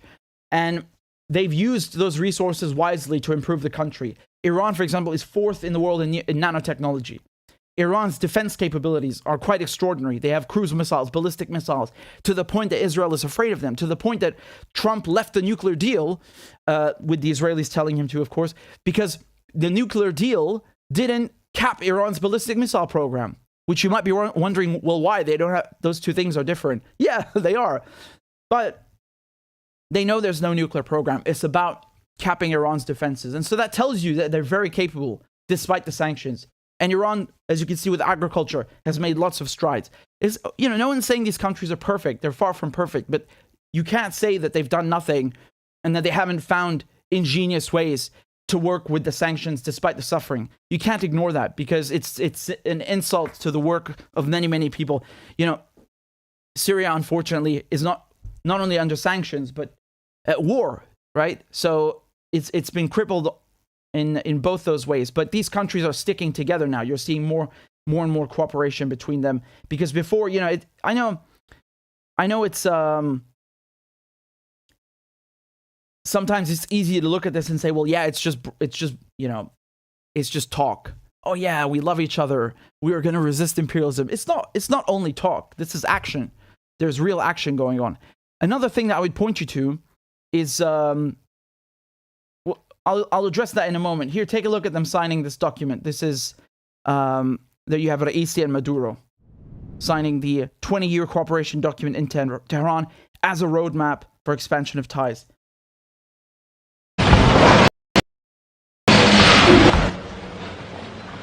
بسم الله الرحمن الرحیم. سند نقشه راه 20 ساله توسعه همکاری فیمابین جمهوری اسلامی ایران و جمهوری بولیواری ونزوئلا توسط وزرای محترم امور خارجه دو کشور جناب آقای امیر عبداللهیان از طرف دولت جمهوری اسلامی ایران و جناب آقای کارلوس فاریا از طرف دولت جمهوری بولیواری ونزوئلا به امضا میرسد.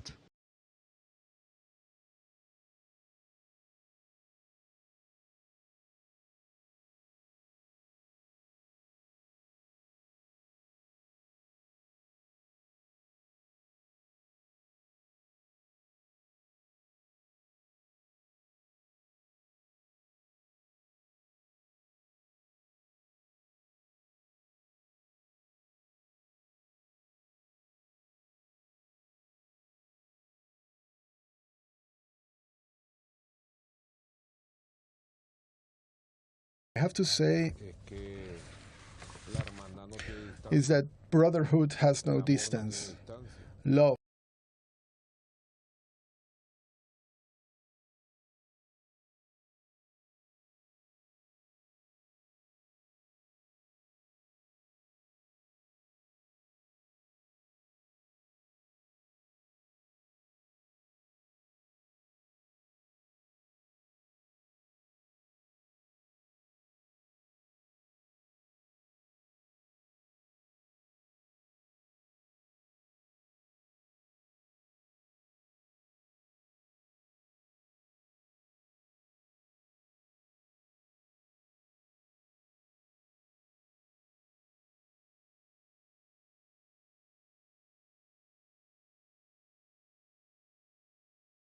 Sorry, I think you couldn't hear me for a second. Sorry about that. I just wanted to say that I wanted to look at the Washington Post with you guys. So look at their take. They basically said that Venezuela was a energy hungry nation, right?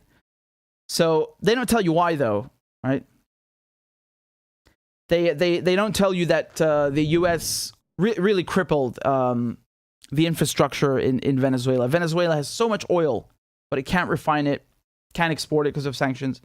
So, you know, they screw these countries, and then when they try helping each other, Iran and Venezuela helping each other, they still trample on them. You know, the Bank of England in London stole Venezuela's gold, $1 billion worth of gold, because they saw, oh, look, Maduro is paying the Iranians for fuel in gold. Well, let's take away his gold so he can't buy any more fuel. And then the Americans said, oh, well, the Iranians are sending fuel. Let's take the fuel. We will seize the ships and sell them. And that's what we saw just in the last days, right? The tankers being seized. I have some updates on that, by the way. We'll get to them in a second. But I'm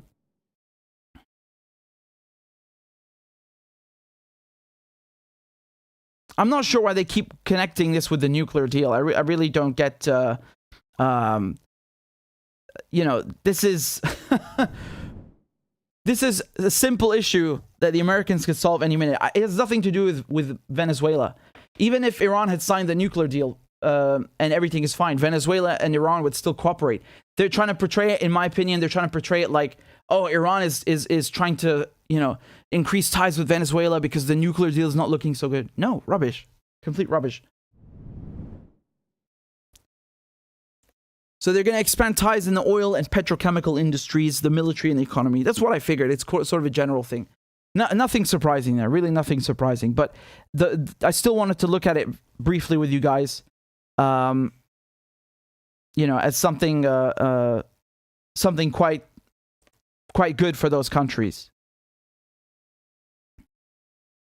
Maduro is on a Eurasia tour after President Joe Biden declined to invite him to the Summit of the Americas, which began on Thursday.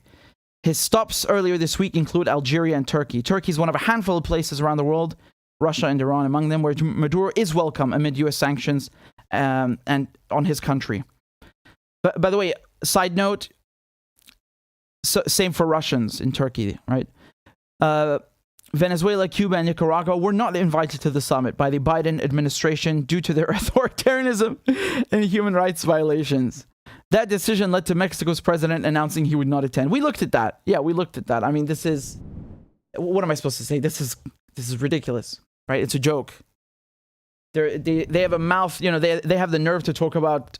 They have a mouth. I started using the Syrian expression. They have the nerve to talk about authoritarianism and human rights violations. Anyway, Raisi praised Maduro as a leader who has shown a policy of fighting against imperialism and achieved a good position by overcoming sanctions and threats. Well, you know, the Iranians have respect. They respect themselves, they respect others, they respect Venezuela, and that's why they invited the real President Maduro and not some puppet named Guaidó. Okay? Of course. Why wouldn't they? Of course. And I don't know, again, look why they're squeezing the nuclear deal in here. Why are they talking about the cameras being removed? I don't understand what this got to do with the visit, but okay. I made a separate video about the nuclear deal.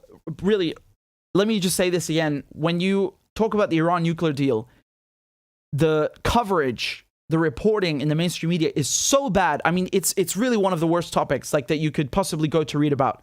The worst. So bad. Really, really, really bad. It's saturated, completely saturated with pro-Western nonsense. So don't read anything from the mainstream media about this topic. I beg you, do yourself a favor. Seriously. Don't take my word for it. Just go read the nuclear deal yourself. Okay? Look at what's happening and compare that to how they report it. And again, I have a whole playlist showing everything that's happened on the ground, and you will see it's like two completely different worlds. Anyway, just quick video about this, and I hope to see more of this, because this is the shift to a multipolar world that we've been talking about, right? So many things are going on right now, so many things, and we talked about all these oil sales, energy sales, gas sales in being denominated in currencies other than the US dollar. We talked about all these countries that refuse to sanction Russia, that have actually preferred to just continue trading, continue their ties, their bilateral ties with Russia. So once again, you have to understand that the world is not just the West. There's literally an entire world outside, okay? When they talk about the international community, let's really talk about the international community, not just Western countries. And you will see that a lot of things are changing right now. A lot of things are speeding up. China's Belt and Road, this is going in parallel. The Greater Eurasia Project, all of this, it's tiny, tiny pieces adding up to shift away. And no one can know for sure what that world is going to be like, this multipolar world. I don't know if it's going to be better. I don't know if it's going to be worse. This world, though, this system that we have, this political system, this NATO brutality, half the Middle East on fire, the sanctions, this cannot go on. This cannot go on. We can't tolerate this.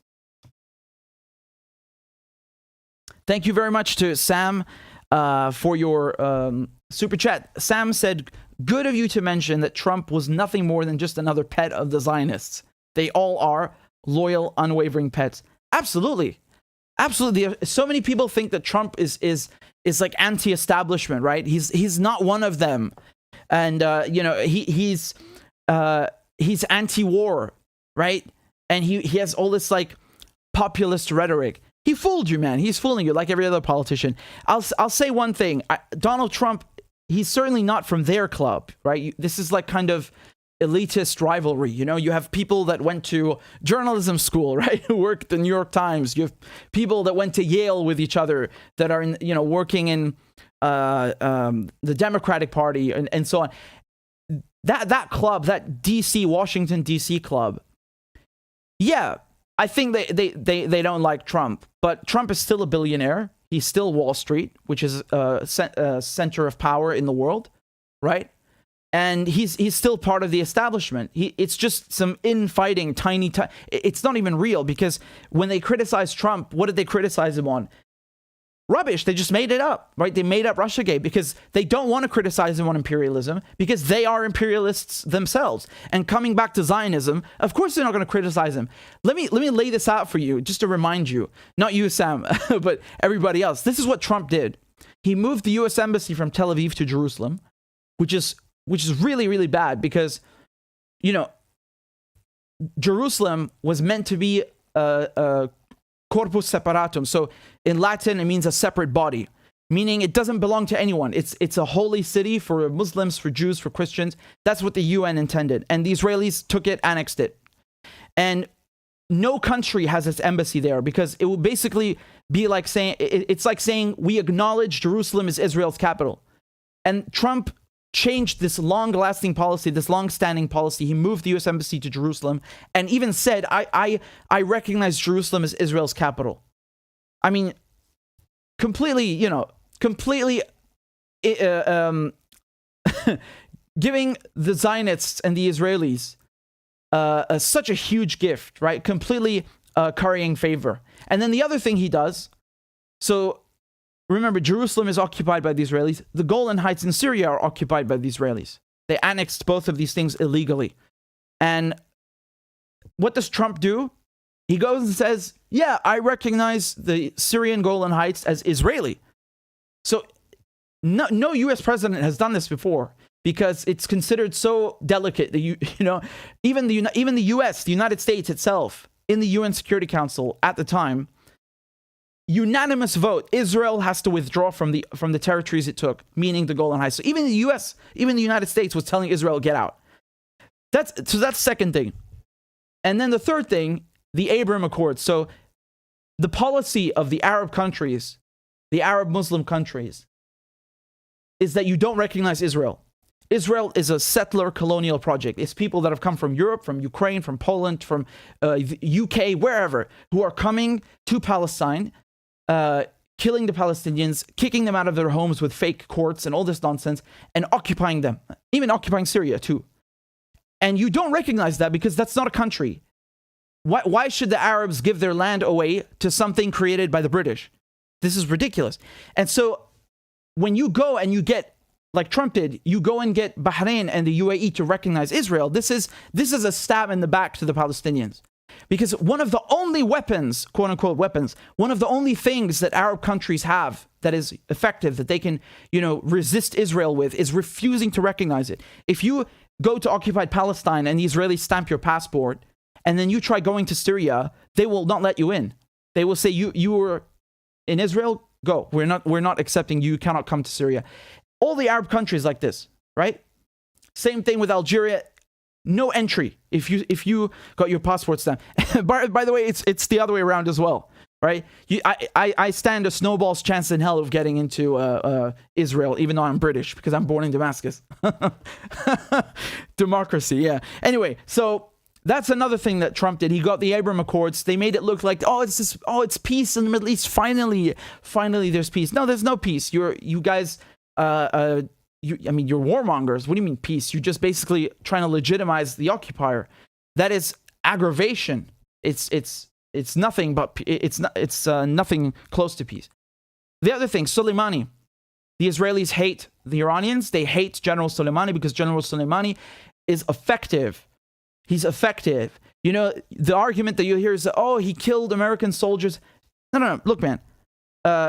I understand that viewpoint from the Americans, that for them, I was talking about this with Scott Ritter, right, who is himself in the military. I get that from, a U.S. point of view. You don't like that.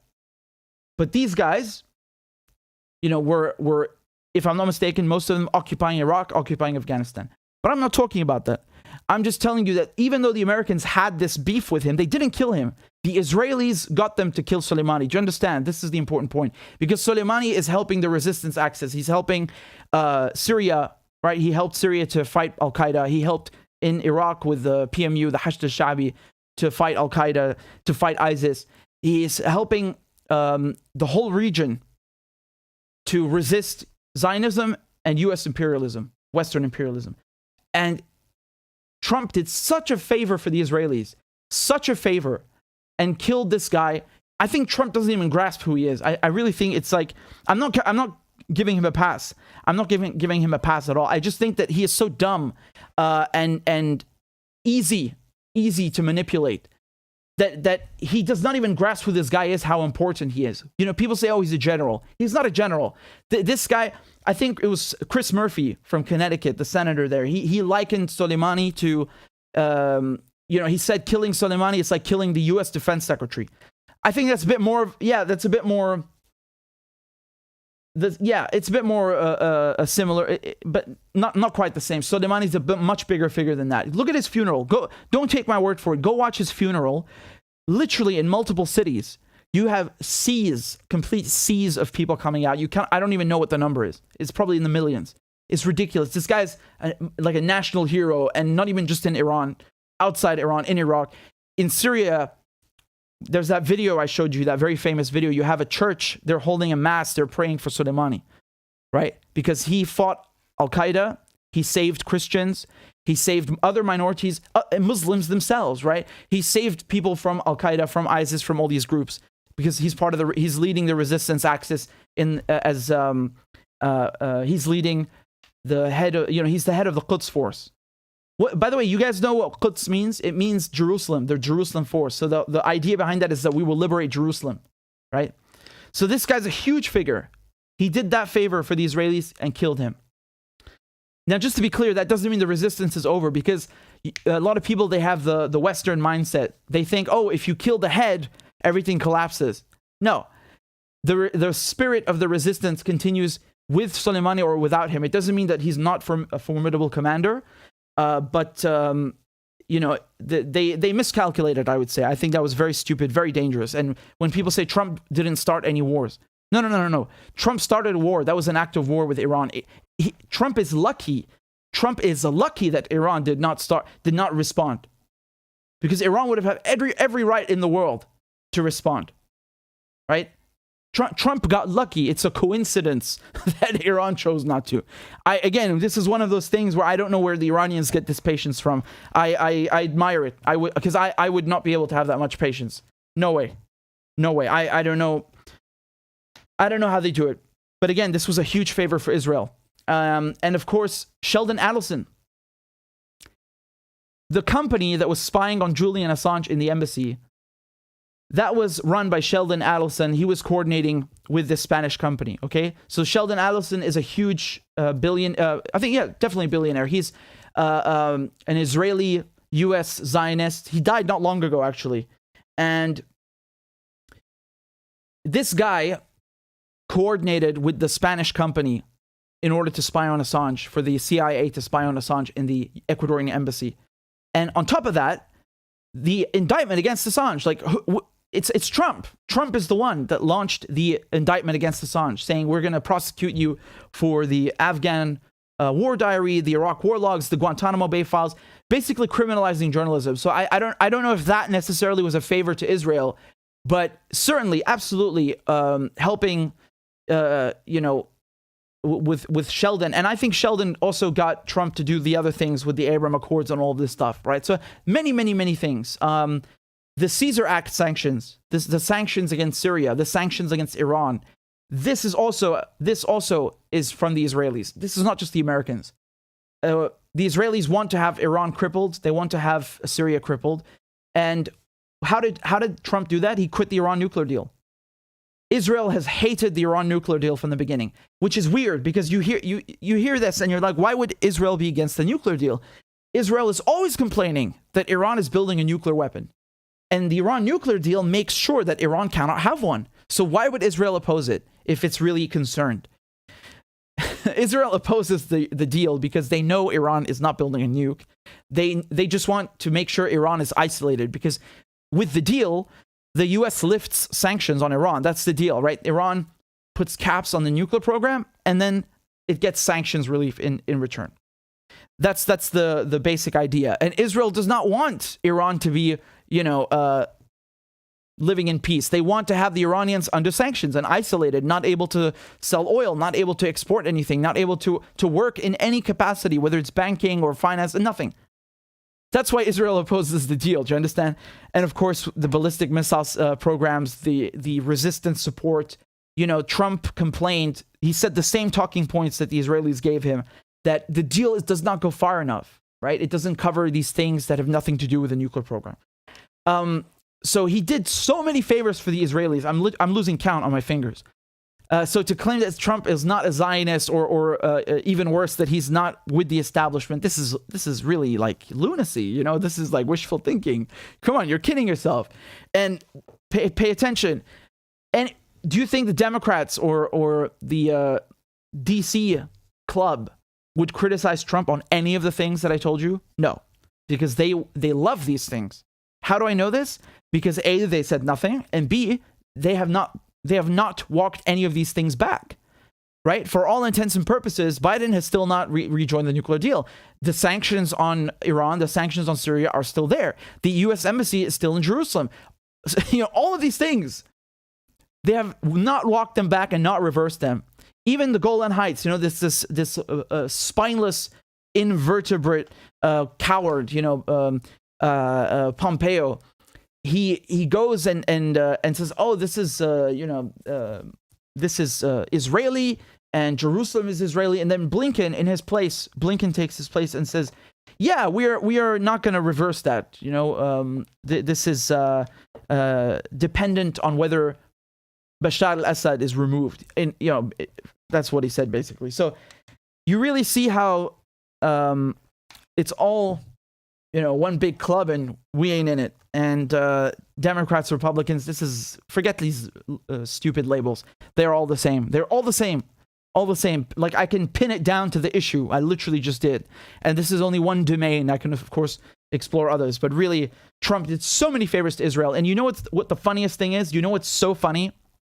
When they kicked him off Twitter, and during this period, the last weeks of his presidency, they kicked him off of Twitter, and they kicked him off of all these things. I'm not saying the deplatforming is funny, but during this period, when everybody was like canceling Trump, all the people in his establishment, in his administration, were trying to like jump ship and say, "Oh, I had nothing to do with that. Oh, the insurrection, all this." You know who else did that? AIPAC, AIPAC, the Israeli lobby. condemned Trump after all the shit that he did for them. Oh man. You know, you love to see it, don't you? Look at this.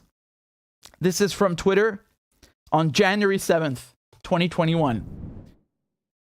We share the anger of our fellow Americans over the attack at the Capitol and condemn the assault on our democratic value. This violence and President Trump's incitement of it is outrageous and must end. Oh, God.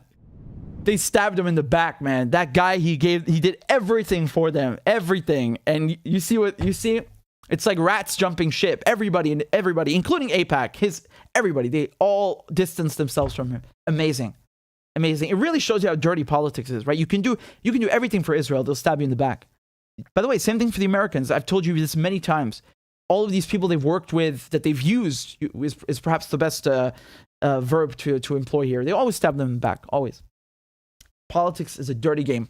And Trump, I think, even Trump got dealt a few surprises, right? Because he likes to think he knows everything. But I think he also didn't see a few things coming. And he even, correct me if I'm wrong, did he not say that they used him, something like that? Or am I imagining this? Am I imagining this? Let me just look this up quickly.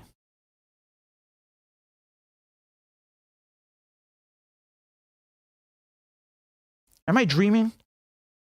I could have sworn I heard something like that.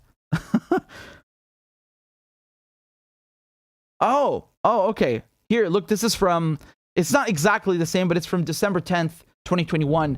And you can see that Donald Trump lashed out with profanity at Benjamin Netanyahu, who was the Israeli prime minister, for congratulating Biden. Trump accused the former Israeli leader of disloyalty, saying he had helped Netanyahu in his own elections by reversing decades of U.S. policy. Hey, there it is. Decades of U.S. policy in supporting Israel's claims to territory seized in war. So that's Syria's Golan Heights that I just told you about. He says, nobody did more for Bibi, and I liked Bibi, and I still like Bibi. But I also like loyalty. Bibi could have stayed quiet. He has made a terrible mistake. Oh, man. I wasn't dreaming. This was real. There you go, man. I got nothing more to say. There's nothing redeeming about any of these people. Biden, Trump, Benjamin Netanyahu. Just take it for what it is. There you go.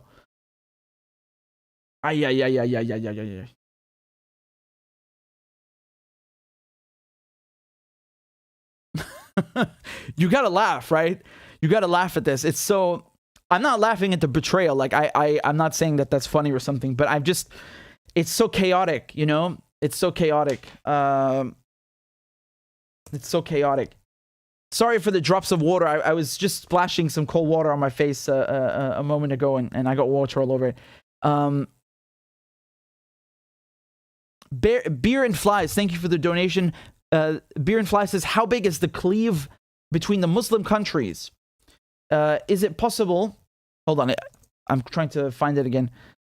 Is it possible that all of the Muslim countries will develop some sort of accord or union to decrease the influence of the US, the EU, the UK? Well, when we say Muslim countries, I'm assuming you mean the Arab Muslim countries. I think this is, again, a fun fact. I suppose most of you already know this, but the biggest Muslim country is actually Indonesia, right? So you have some countries, or like Iran. Iran is a Muslim country, but it's not Arab. Same with Pakistan, Afghanistan, and so on. Nevertheless, you said Muslim. So let me put it this way. I mean, I was talking the other day about the first Islamic or Arab empire, which was with Damascus as the capital. And, I think those days, I mean, they're long gone, unfortunately. Right now, everybody's divided. I was just talking to you about Saudi Arabia, about Bahrain. There's no unity whatsoever. None. There is no unity whatsoever. It's really bad. It's a shame. Well, I was thinking, like, when I'm criticizing Saudi Arabia, criticizing Bahrain, Not the people. Remember, I'm always talking about the governments, because the people, they came out to protest the Israelis. But when I'm criticizing this, it sucks. It sucks in a way, because I would like to, ideally, I would like to not have to do this. I would like that there's a unity between the Arab countries. But unfortunately, the ruling family, the government in Saudi Arabia, they are not serving Arab interests. They're serving imperialist, U.S. Western interests, Israeli interests. So I have to criticize them. I can't, it's not even just about who they're serving. It's just the actions, starving people in Yemen. How can you not criticize this? So even if they were not dealing with the Israelis or the Americans, they cannot do this, because, by the way, that itself is an attack on another Arab country, right? And they rallied other Arab countries to attack Yemen. They rallied Morocco, which pulled out. They rallied the UAE. This is wrong. This is very, very bad. This is very, very bad. They're killing their own brothers like that. Our brothers. This is not okay. This is very bad. And this divide and conquer, it only serves who? The West. The West, man, this is imperialism. They go to places and they get the tribes or the sects or the communities. What's the verb I'm looking for again? They basically exacerbate tensions and differences, right? So you might have, I'm not saying every place on earth is perfect, no, but when you have a little bit of discomfort between two communities or tribes or sects, but they get along, despite these little disagreements, that's one thing. And when you have somebody that comes in and makes them fight, that's a completely different thing. That's a completely different thing. So again, that doesn't mean that every place is perfect, but when you come in and purposely divide, like what the French and the British did with Sykes-Picot in 1916, they literally drew the maps of the Middle East based on sects, literally. So they said, okay, we were going to have Christians over here, and Alawites over here, and this over here. So they literally made borders that we still have today, based on dividing Arabs by their religion or their, this is disgusting, because we don't have this issue. We don't, you don't, in Syria, you don't ask someone like what your religion is, or this is not a thing. No one cares.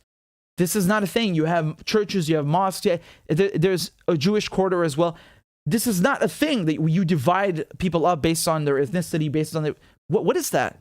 This is imported. This is something that comes from the West, and I'm not saying it doesn't exist elsewhere, but like I said, purposely doing that, like drawing borders based on this shit. Can you imagine the Arabs coming to London, to the UK, and then carving out like a Welsh nation over there or something else, or a brand new, Scotland over here, or making up some new, Scouse country. I mean, let's turn Liverpool into a Scouse independent nation. I'm sure some people would like that, but but do you understand what I mean? It's ridiculous. It's deplorable, and then things stay like that. I don't think it's okay. I don't like that. There's a way of celebrating differences, there's a way of living with each other, which is great. And it doesn't have to be that way. ThinkPad, thank you for the donation. ThinkPad says, always love your analysis, man. If you've been following it, can you explain what's going on with the protests in Armenia right now? Oh man, I should be following what's happening in Armenia. I have not. I've again, please forgive me, because I haven't delve too much into that. I was busy with the Iran thing, and what I've seen is just they've been having several, I think it's been 2 weeks now, of protests outside the residences and government buildings, but I don't know enough, so I have to get back to you on that. Please let me just write this down, and I appreciate your kind words. I will get back to you on that one, because I want to cover this. I must cover this, so thank you for reminding me at the very least. Just 1 second. Man, that smear nonsense, that was really something else. Usually I wouldn't care. Like, I don't even bother. I don't even bother with this stuff. I just don't care. I'm not into this like gossip nonsense. I don't like that. Like, oh, this YouTuber said that. I don't care. I'm here to analyze and criticize and hold power centers accountable, like fucking intelligence agencies, countries, governments, not some, oh, this guy said this and she said that. Who gives a fuck? This is a waste of time. You're benefiting the powerful. You're benefiting the neoconservatives. You're benefiting Wall Street. You're wasting time. I'm not into that. But this is because it was a university, right? Because it was like something being presented as academic, and they put my name at the top of the list. I was like, what is this, man? I took it apart in 2 minutes because it's a joke. Shredded it, you know, if I may say so. It's just absurd. Come on. But yeah, I don't care for that usually. I wouldn't bother.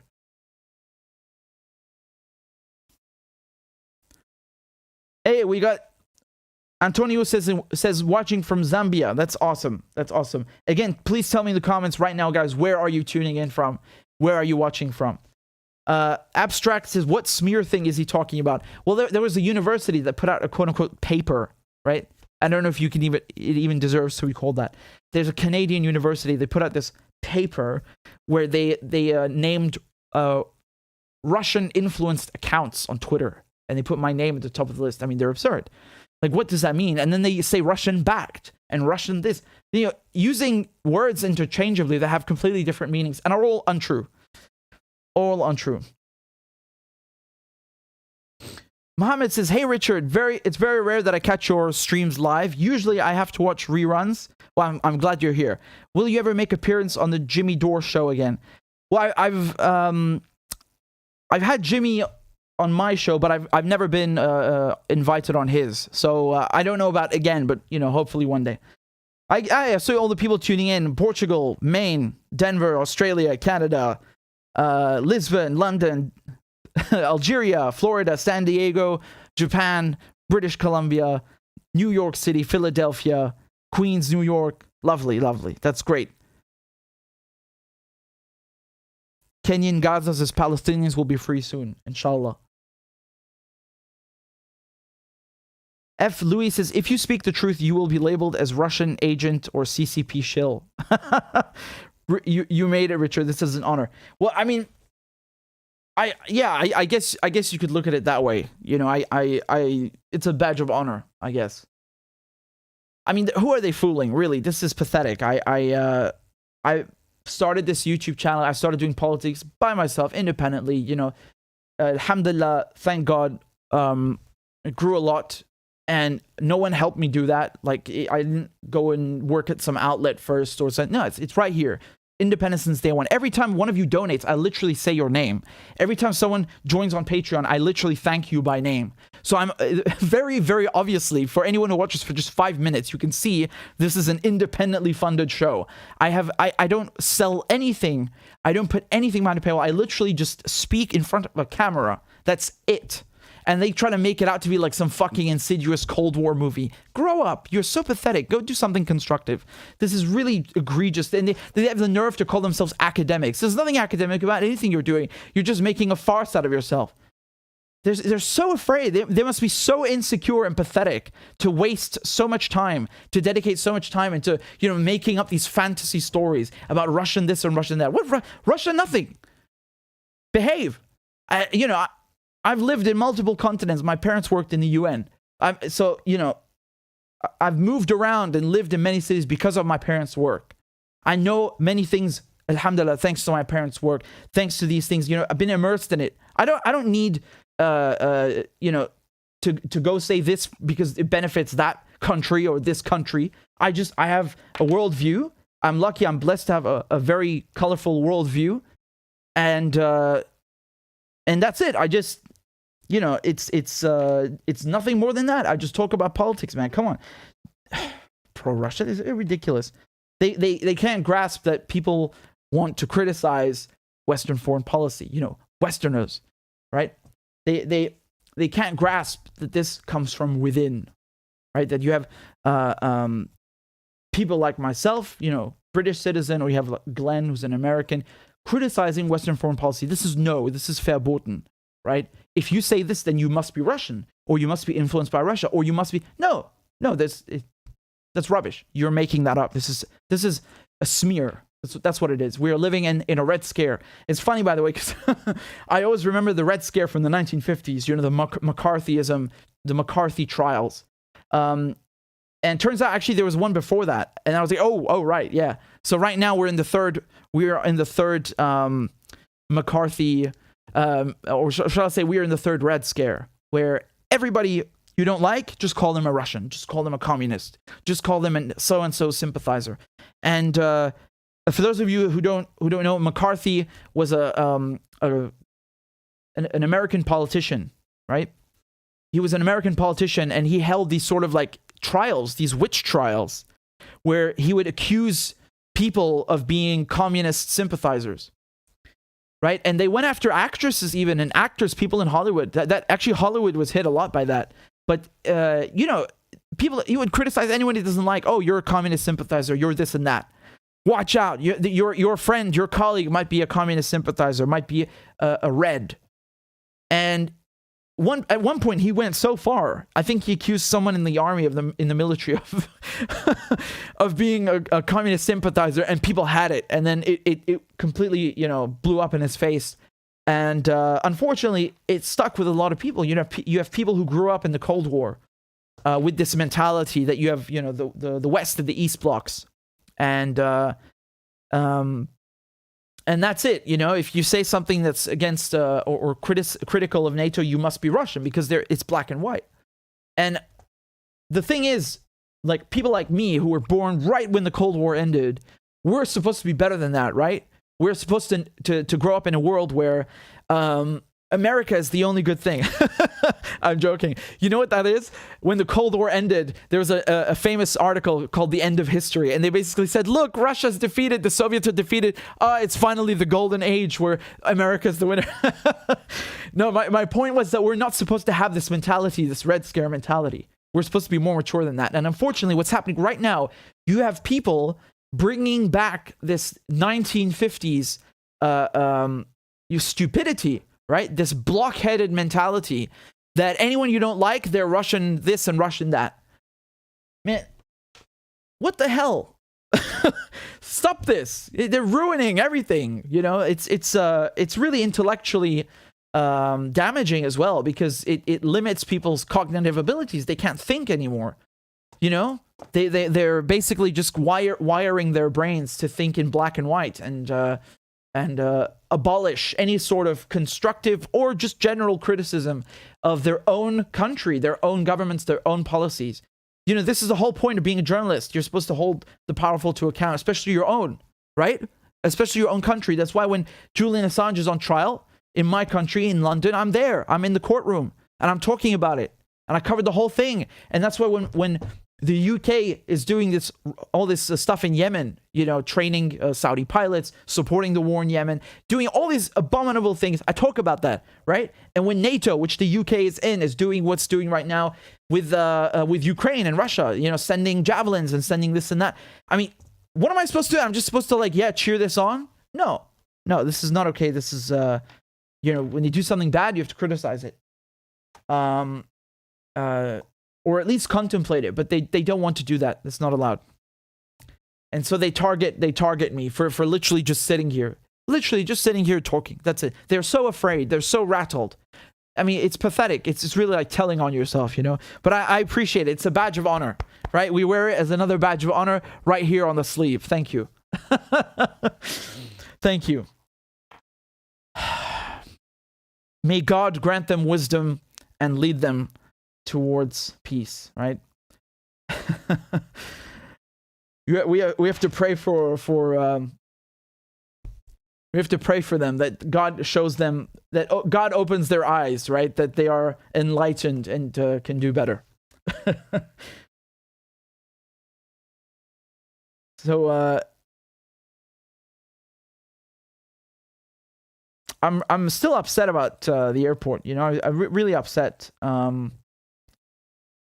You know, like I said, I've flown there a million times. It's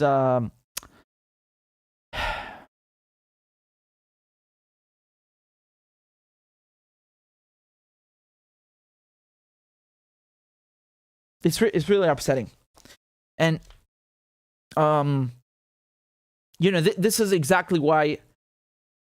Yeah. Anyway.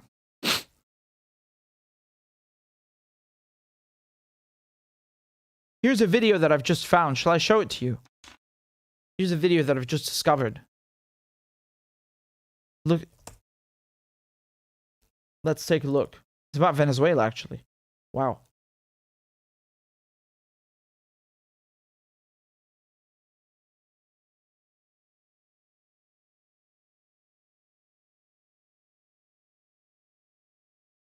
Here is so you guys know who Juan Guaidó is, right? The Venezuelan puppet. So there's this video that I just saw, that I just came across, where Juan Guaidó is being kicked out of a restaurant by other Venezuelans. Wow, it's gone viral. It's just gone viral now, right? Let's take a look. I haven't seen this yet.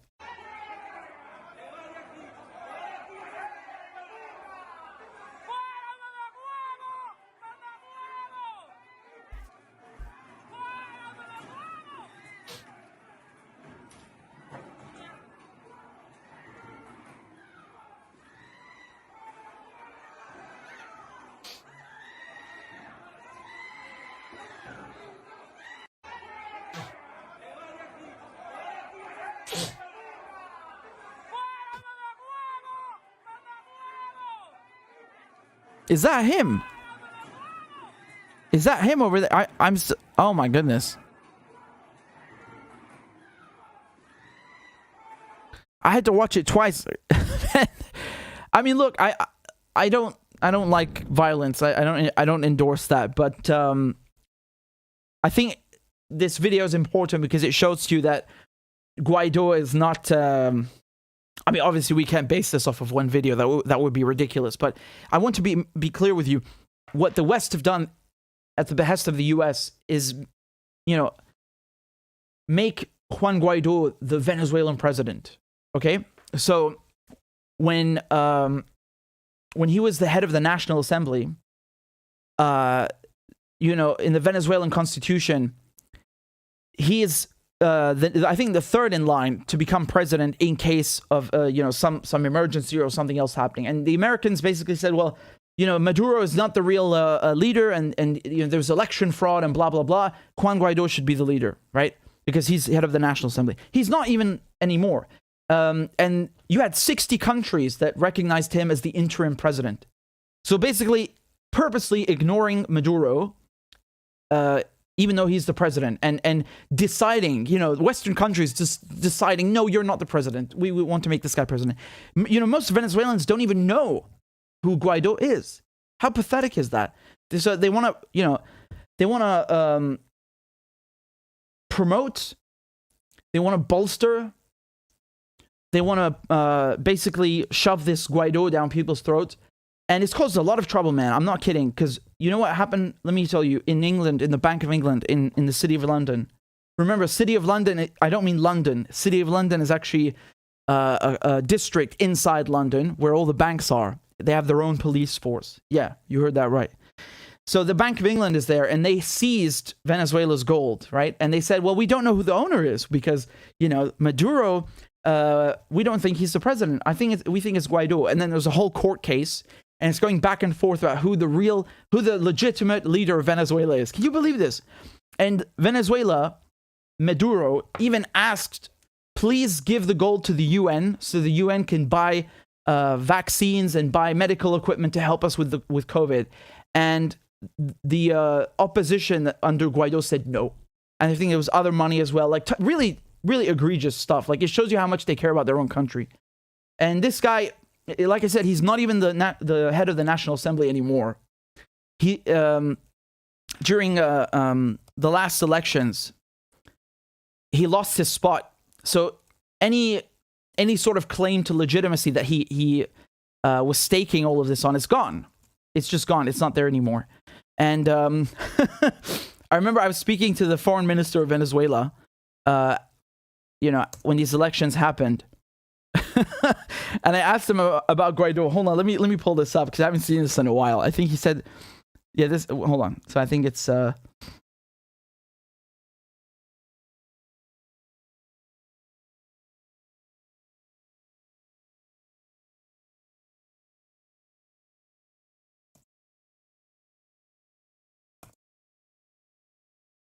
Yeah, here we go. This is the interview.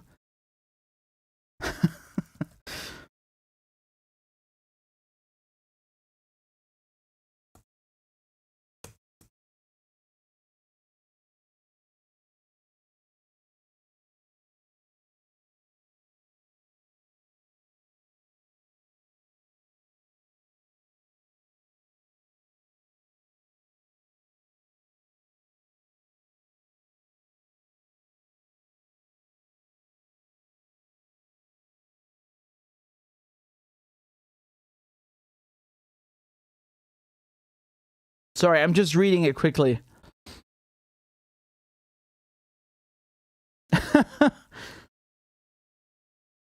Yeah, here is the part. Here is the part. Take a look at what he says about Guaidó. If they finally divide absolutely, that's none of our business. But what is going to happen is that next January the 5th, we will have a new National Assembly in Venezuela.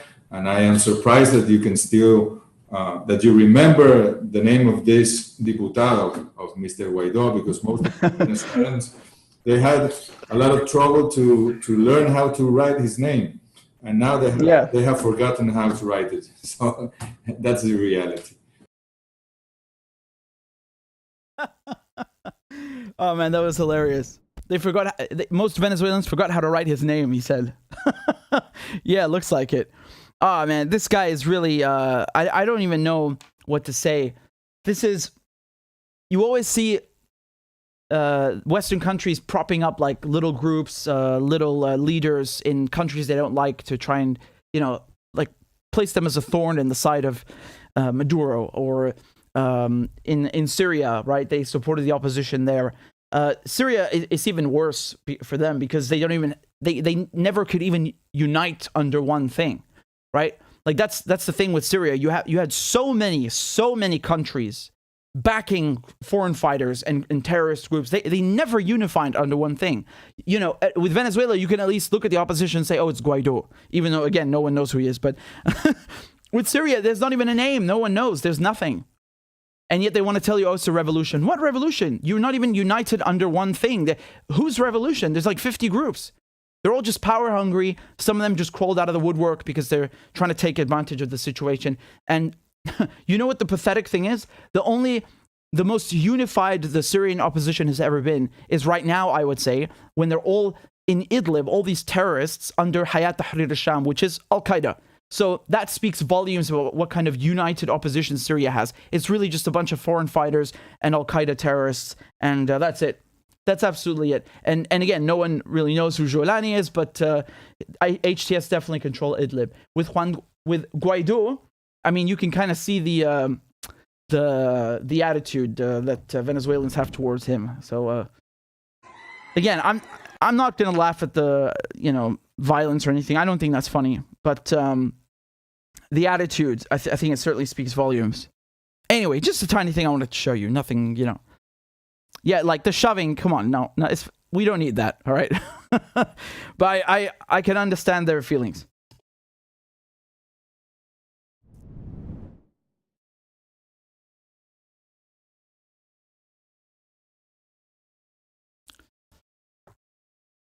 Thank you to Times Squared. I appreciate it, and I appreciate the donation, and excuse me. We've got a bunch of donations that I need to read out. So let me just refresh the page. 1 second. We have, this is from Mohammed Khan, says, oh, my bad. On a side note, have you heard about Shahbaz Sharif stating that Pakistan doesn't even have enough money to buy basic goods? Apparently, they reached out to Khan's finance minister for help. No, I did not hear about that. No. So Sharif is the new prime minister in Pakistan after this, soft coup, the US-backed coup, which never happened, right? Let me just give you an anecdote. We are in 2022. The United Kingdom, the UK, overthrew Iran's prime minister in 1953 to get Iran's oil. And to this day, refuses to admit it. even though the US, the CIA, which did it with them, has admitted it. So whenever they tell you, oh, we had nothing to do with this, yeah, okay, sure. They really think this guy has, nothing better to do than just to make up conspiracy theories? That would be such a blow to his credibility. He wouldn't dare do that. I really I would say one more thing about Imran Khan. Even if let's say even if he's making this up, let's give the U.S. and the opposition the benefit of the doubt. Let's say there was no U.S. Interference and no conspiracy against Imran Khan. That doesn't change the fact that this guy is more popular than any Pakistani prime minister in recent history. Let's say in the last couple decades, right? I mean, let's compare at least this decade, right? Or his successor, Sharif. Have you seen the crowds that Imran Khan can get in the street? Innumerable. I can't even count how many people. It must be in the millions. He goes to Karachi, he goes to Peshawar, he goes to Islamabad, he goes to Lahore. Millions in the street. If not, let's say hundreds of thousands, okay? Hundreds of thousands. Let's be conservative. No one can get those crowds, man. I don't know anyone, outside Pakistan who can do that, never mind inside. So this guy is so popular and they don't want him to be the prime minister. They keep in mind they got rid of him with 4 votes. 4 politicians in the parliament, 4 votes, just a slim 170. What was it? 172 to 168, right? I think, it was 174, and I think 172 was needed. I just need to double check that before I say anything. But it doesn't change my point, right? Yeah, so you needed 172 votes in the no confidence motion to get rid of him, and there was actually just 2 votes extra, so 174. So actually by 2 votes, only 2 votes, they ousted him. Can you imagine? Again, sometimes you look at things like this and you say, this is not representative of the people. The people want this guy. They want Imran Khan. And you have a bunch of politicians, defecting to the opposition and just getting rid of him in a matter of weeks, even though he's so popular with the people. Is that really a democracy then? It's the same. By the way, I would say it's the same thing with other countries. You look at Syria, you look at Venezuela, Maduro, Bashar al-Assad. You don't have to like them, but you can't deny they have really, really popular support. They have the people's support. So is it really democracy? Those who claim they want democracy, when you're trying to get rid of the guy the people want. I thought democracy is about the will of the people, right? The government enacting the will of the people. And how are you enacting the will of the people when you get rid of the guy the people want? How does that make sense? It doesn't mean you have to like whoever we're talking about, whether it's Khan or Assad. Just answer this question for me. And I would say another thing. There are many leaders in the past, not just now, who've they done that to. Mossadegh in Iran was very popular as well. He nationalized the oil. He took back the oil that Britain was stealing. Britain was the UK was robbing Iran blind, right? Literally plundering the oil. And you know how fucking arrogant we were. We told the Iranians basically like, oh well, since you want to kick us out, we're going to take all the workers. And they were even thinking about sabotaging the fucking refinery. Can you imagine like how vindictive the British government was? Because Abadan was the biggest oil refinery in the world at the time, okay? And it was in Abadan, in Iran. And the British discovered the oil there and built this. I think in 1908 it was discovered, and then 1909 they started building pipeline. So they built it, yeah. But then they said that they want to take the workers and even sabotage the thing with I don't know, they discussed various plans like putting some bombs underwater. I don't remember. Don't quote me on that. But definitely they discussed sabotaging it. It's so nasty, And that's why they couped him. That's why when they got the chance, when the opportunity presented itself, they said, yeah, let's get rid of this guy. Let's stick it to him. Even though he was popular. They always do this stuff, man. They always do this stuff, the British, the Americans. This is our specialty. I say that, of course, sarcastically, with irony, with again, thank you all for your donations. You're very kind. I apologize if I don't get to read them all. You know, we're going through so many that sometimes I can't see them, or I'm talking about a subject. By the way, I saw something crazy. I saw now that you can apparently do super chats on videos, so not just live streams. So even while you're watching a video that I've uploaded, you can do a super chat. I'm totally not encouraging you to do that. But it's called a super thanks or something. Yeah, super thanks. I haven't seen anyone do it yet, but I'm just letting you know. You know. By the way, please, we've been live for about around 2 hours. Allow me just to plug the show quickly. I have not plugged the show. If you like my work, I don't do any special content or paywalls. I don't do any of that shit. I sit here, I talk, I do my thing, and if you want to support my work so I can keep talking, keep doing my thing, and keep researching and publishing, I would very much appreciate that. Some people, there's actually a lot of you. I think we're at almost, over 900 subscribers on Patreon. So if you want to donate $2 a month or €2 a month, even €1 a month, it would be helpful, and I'd very much appreciate it. Claudia is going to post the link in the chat right now. It's patreon.com/RichardMedhurst. And there's also, of course, yeah, there we are. This is the scale. You can see Biden sniffing the thermometer.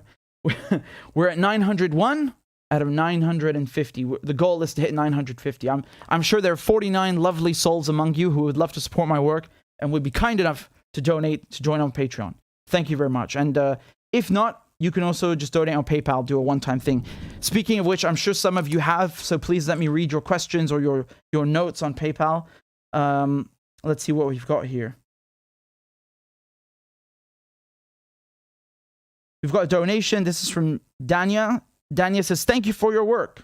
Most welcome. You're most welcome. And we've got another one over here, another PayPal donation, which is from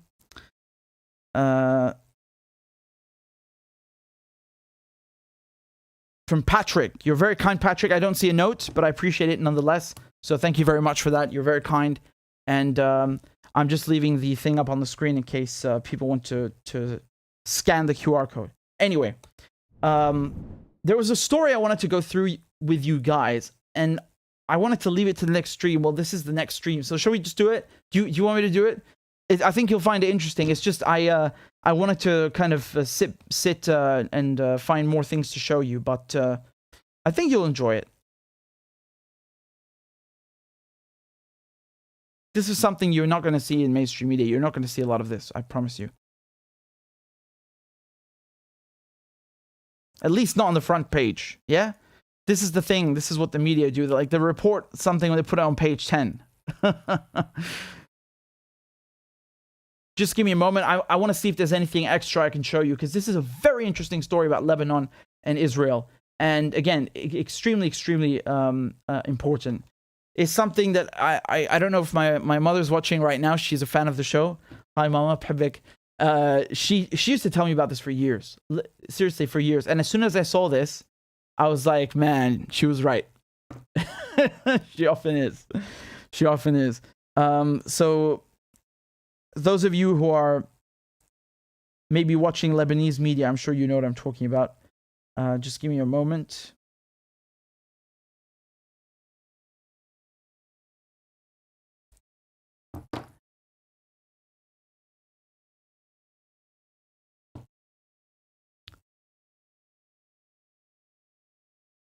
We've got a donation in Russian, I think. Please let me translate it because I don't know what it says, but give me a moment. It says, Dear Russians, happy Russia Day. Happiness to you. Good luck, health, patience, and new victories. To all the Russians here, happy Russia Day. Is it Russia Day? I apologize. I think you're a few hours ahead of me. So what is it? Yeah. No, wait. I thought we're the 11th of June. We're 12th? Ah, yeah. Okay. Because the Israeli strike was on the 9th. And in my mind, we were the next day. So I thought it's not Russia Day yet. But, yeah. Happy Russia Day then. And of course, I'm going to get accused now of being pro-Russian narrative, by some stupid professor or whatever. I mean, really just so pathetic, that thing that I showed you, right? It's so childish, utterly childish. this is the problem, that the quote-unquote academia in the West is just basically a tool to validate the aggressive foreign policy. So, for example, they'll just say that we found a correlation and now it's a causation. There's a link that completely does not exist. It's actually quite the opposite. The people this is the fucking irony, is that, yes, of course you have people doing Russian propaganda, but the independent journalists that you're targeting, it's not them. You're just targeting them because, not because they're doing pro-Russian propaganda, but because they said something you don't like, and you're trying to link them, right, to pro-Russian propaganda. That's dishonest. And that is actually, ironically, the shit that they accuse Iran of doing, or Syria of doing, or Venezuela, North Korea, all these like authoritarian, these autocrats, right? They say, oh, they're cracking down on dissidents, cracking down on this. Oh, they're going after these people on YouTube and whatnot. Can I tell you guys something? Ukraine is trying to fucking extradite. You heard me correctly. A YouTuber who lives in Spain, because they're charging him with treason. Can you fucking believe that? So they want to tell you that Ukraine is a democracy, and then they're trying to get a YouTuber all the way from Spain in prison and accusing him of treason for criticizing the government. What kind of authoritarian crap is that? What is that? I actually I know this guy, like, not very well, but just I saw he follows me on Twitter, and then I talked to him, and I wanted to do a show with him about this, but his English is not that good. I will go through it. I'll go through this with you in detail. Do you guys know who I'm talking about? Maybe he's very, very popular in Russia and Ukraine, I think. But I'll leave that for another time. Because that is crazy. It's again like it's not exactly like the Assange case, but it reminded me very briefly. I was like, what is this abusing extraditions? Extraditions are not meant for this. See, yeah, you guys know who I'm talking about. Anatoly, yep. Yeah. Tishina knows who I'm talking about. And Anna also knows who I'm talking about. Yeah. So I'm going to do a video about this in detail, and I have some very, very spicy things to show you. So you're not gonna want to miss this video. This is very important because the whole. Let me say something. Right now, they're trying to sell you this myth that Ukraine is fighting for European values and Western values and democratic values. Right? This is how they sell you the Ukraine war. And at the same time, literally now, what I'm telling you has happened now after the war started. They are the Ukrainian government. The government is asking Spain to extradite a fucking YouTuber for criticizing the Ukrainian government. Can you believe the shit? Like, how is that democratic in any way? This is, again, hypocrisy. And I laid it out simply, but I'm going to go into detail for you later. I want to do a whole thing about that. So, yeah.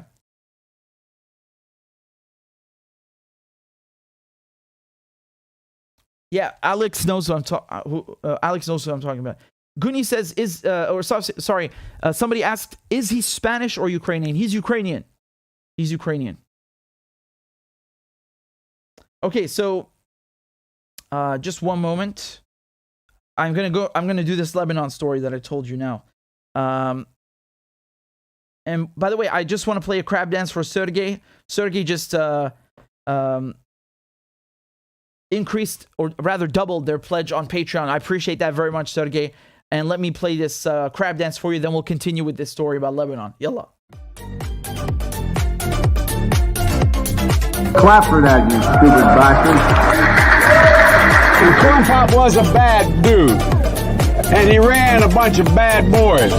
Listen, fuckhead, you have fucking crossed the line, claiming I'm the enemy. You got that, you goddamn son of a bitch?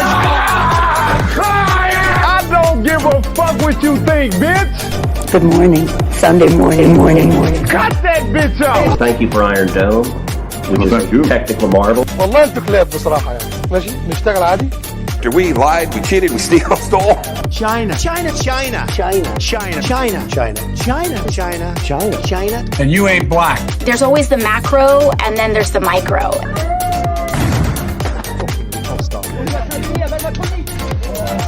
Do not come. Do not come. I'm gonna come. You talking to me? Ladies and gentlemen, I'll have 2 number 9s. The number 9 Lord. we got him. I told myself, I know it's not. I've fallen and I can't get up. Disinformation's origins are slightly less atrocious. Why you take that? Why, you're getting nervous, man. Calm down. It's okay. Suck my dick and choke on it. I yield my time. Fuck you.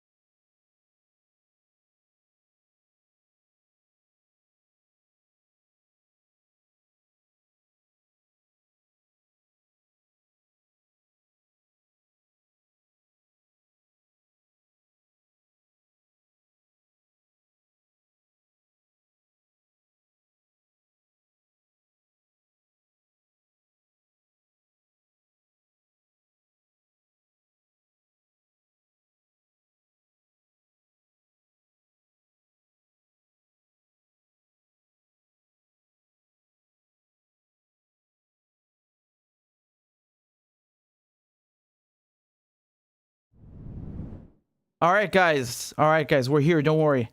I actually wanted to add one more point before we continue. Something important that I remember. This is very important.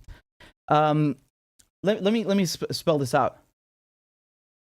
You know, in this paper, they're saying that we are spreading pro-Russian talking points by pointing out that you have Nazis in the Ukrainian National Guard. When we are pointing this out, number one, you just admitted that it's true. You literally have Nazis in the Ukrainian armed forces. This is not to legitimize the Russian invasion, because Putin, when he made the speech, he said that he's going to demilitarize and denazify Ukraine. I don't care about this. I'm not here to prove Putin right. I don't work for anyone. I work for myself here with you guys.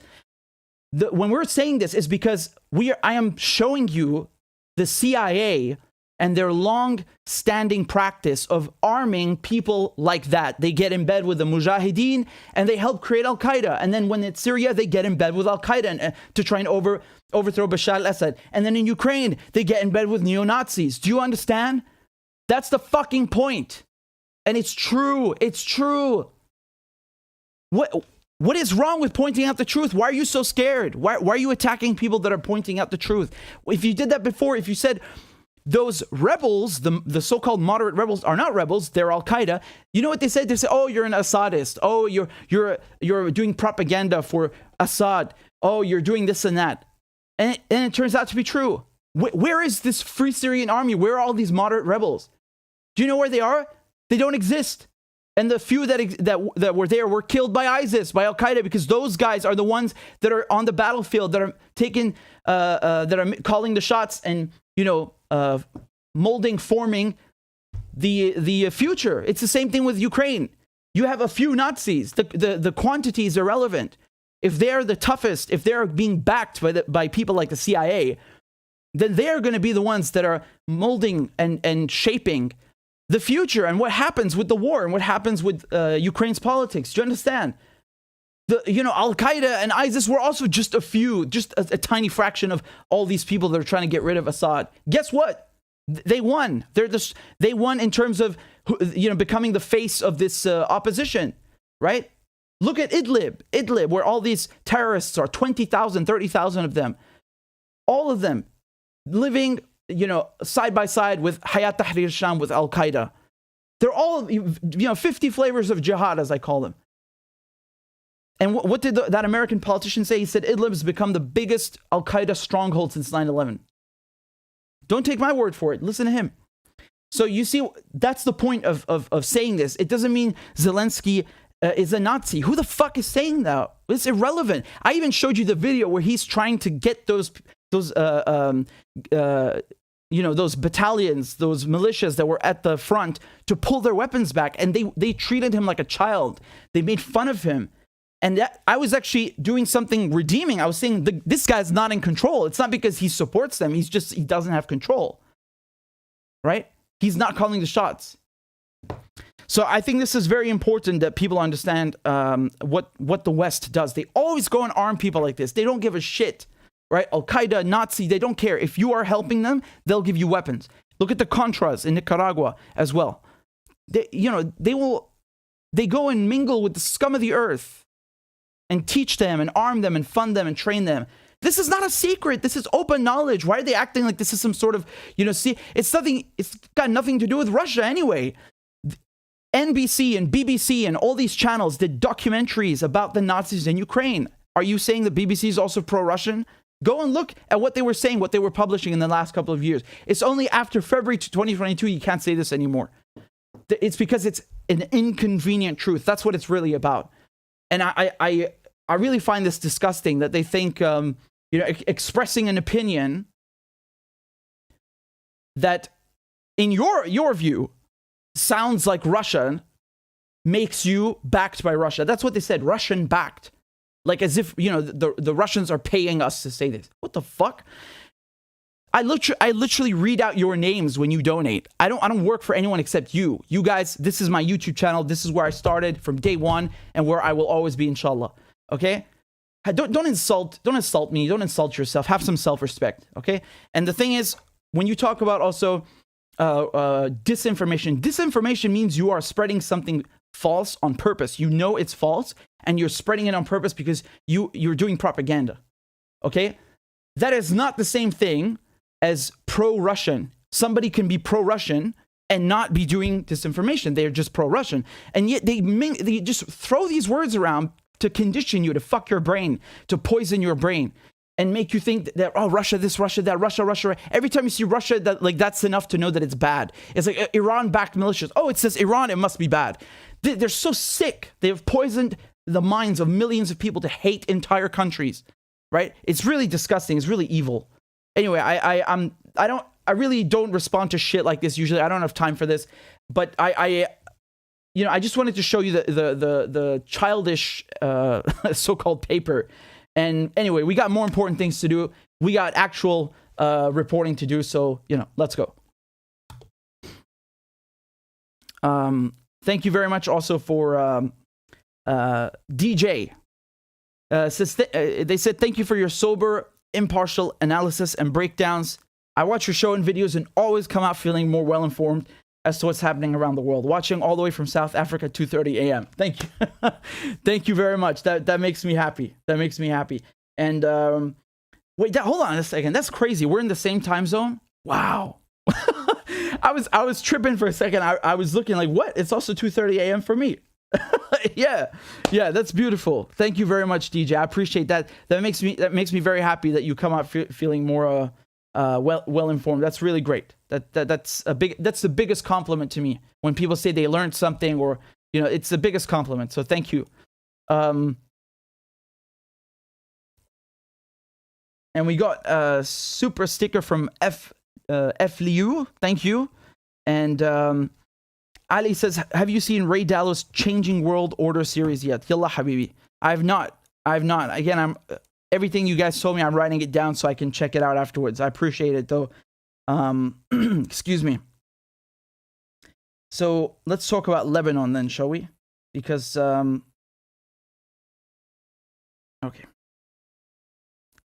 I hope I can fetch enough material on this. I think this should be enough. Hopefully this is enough. Okay.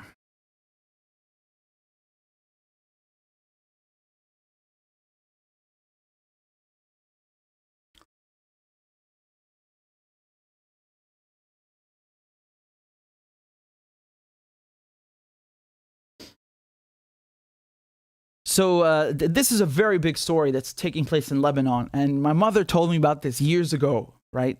And she said, just wait and see. this gas that they have in Lebanon, what the Israelis are going to do. She was right. She's always right. So let me show you what's going on. This is a headline from France 24. It says, the arrival of Israeli gas installation reignites Lebanon maritime border dispute. So just to break this down very simply, the Israelis are sending an enormous ship, a really big, gigantic, ginormous behemoth to take Lebanon's gas. Here is the ship, and here's the company, actually. It's called Energean, and they're proudly boasting on Twitter. This is posted on June 6th. They're showing off this enormous thing there in the back. Do you see that? It's being towed. Absolutely enormous. This thing, my goodness. Wow. And they're boasting about it, right? They said the only FPSO in the East Mediterranean has transited the Suez Canal and arrived on station. So just so you know, FPSO is floating production and offloading. Okay, so it's basically they take the oil and then separate it, and they have basically it's offshore oil and gas processing. It's an all-in-one, to put it simply. And this company is saying that they will bring both energy security from the natural gas that they will produce and competition to the region. Yeah, that's a nice way of putting it. Competition to the region, more like conflict to the region. So you got a lot of angry replies about this. You got somebody underneath with a Palestinian flag saying, "Leave immediately. Our missiles are coming." People are not happy about this one bit. Not happy about this one bit because this is disputed maritime. These are disputed maritime borders. Lebanon says this is our section of our sea, of our maritime area, and then the Israelis say no, it's ours. And for years, no one really talked about this. There's nothing. But now the Israelis have just sent a ship, right? They're like, let's go ahead and take the gas, right? It's not discussions. No, just take the gas.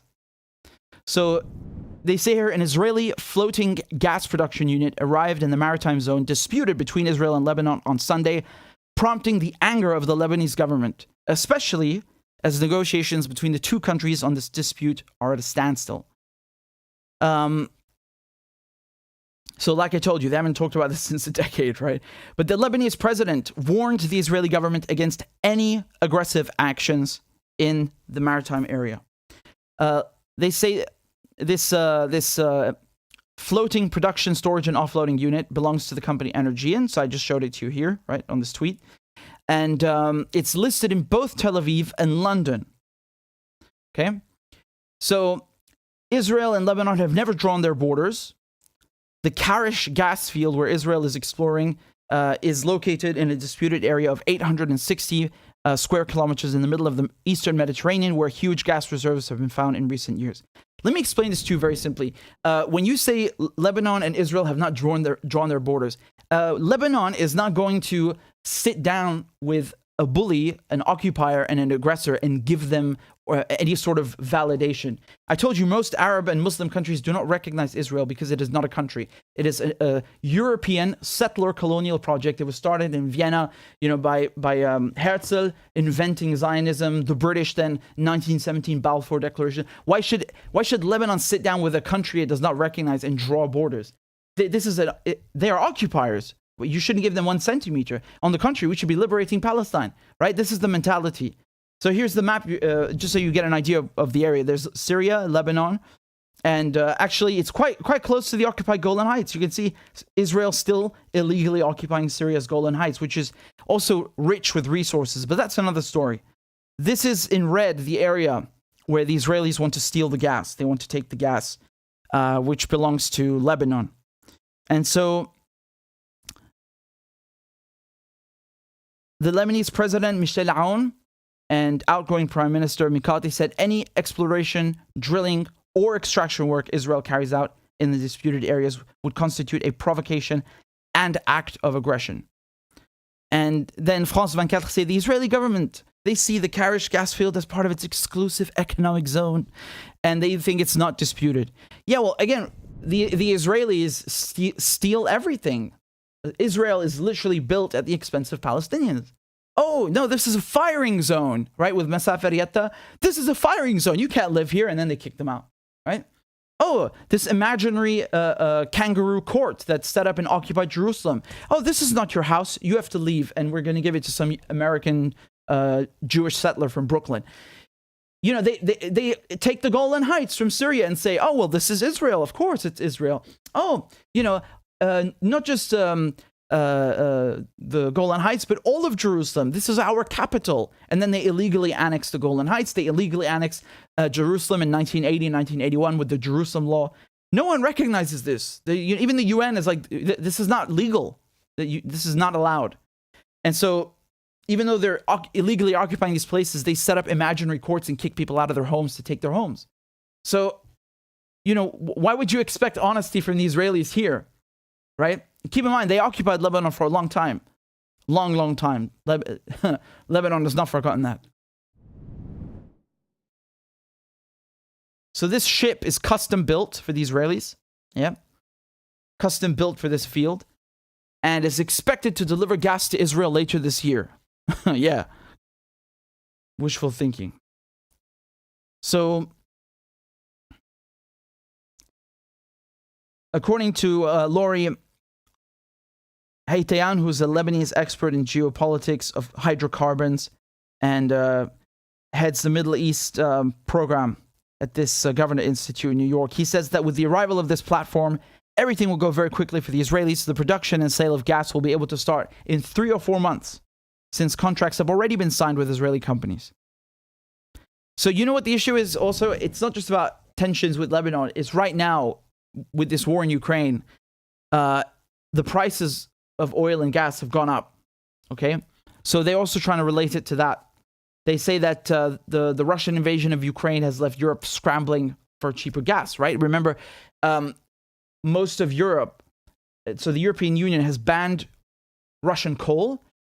They've banned 90% of Russian oil. The reason they can't do it completely is because, you know, Hungary and so on objected.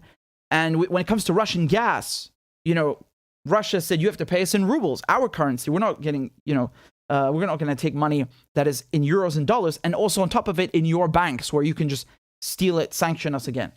So only a few countries have abided by that. And there are countries like Poland that completely, you know, they just stop paying for the gas because they know that they have a pipeline with Lithuania. They have a pipeline coming. They're buying gas in reverse from Germany on the Yamad pipeline. And they have all these other things which they can use to replace. You know, they have an LNG terminal. So hypothetically, they can replace the Russian gas. Other countries, you know, not so, it's not looking that sure. You know, Finland, for example, they've also been cut off Russian gas. Although, again, that phrasing kind of, it implies that Russia maliciously, like purposely turned off the gas to Finland to mess with them. No, Finland just stopped paying. So, yeah, why should Russia give gas for free? They stopped paying, and, you know, countries like Austria, they need the Russian gas. So it's very, when it comes to gas, it's a different picture. But the European mentality has been like, we need to go find alternatives. We need to buy LNG, liquefied natural gas from Qatar, from the United States, you know, anything but Russian gas. So basically, let's pay 5 times more for gas just because we are idiots and want to, you know, bend over backwards for the Americans. But well done. Yeah, the funny thing is they can afford paying 4 or 5 times more for gas because they're bureaucrats and they get paid they get paid fat stacks. Regular people don't. But they don't think of them, of course, right? That's the least of their worries. And so it is important, of course, to link it to that. They say Europe is scrambling for non-Russian sources of gas. They better not steal it from Lebanon. Oh, man, they better not do that. So while Lebanon has been aware that the gas project was on the horizon since last year, the problem has been its fractious ruling class that lacks a unified position on the maritime border issue, meaning talks have been unable to proceed. So resolving this dispute is crucial for Lebanon, mired in an intractable economic crisis since 2019, that's putting it mildly, to be able to carry out its own exploration for hydrocarbons in this disputed area where Block 9 of Lebanon's exclusive economic zone is located. So this is found just off the shore of southern Lebanon, and it's very rich. in natural gas. Again, I got to give props to my mother. She was always telling me about this. I was like, yeah, but I've never heard anything about this. What are you talking about? What gas? And she was right. She was absolutely right. She's way ahead of the curve, man.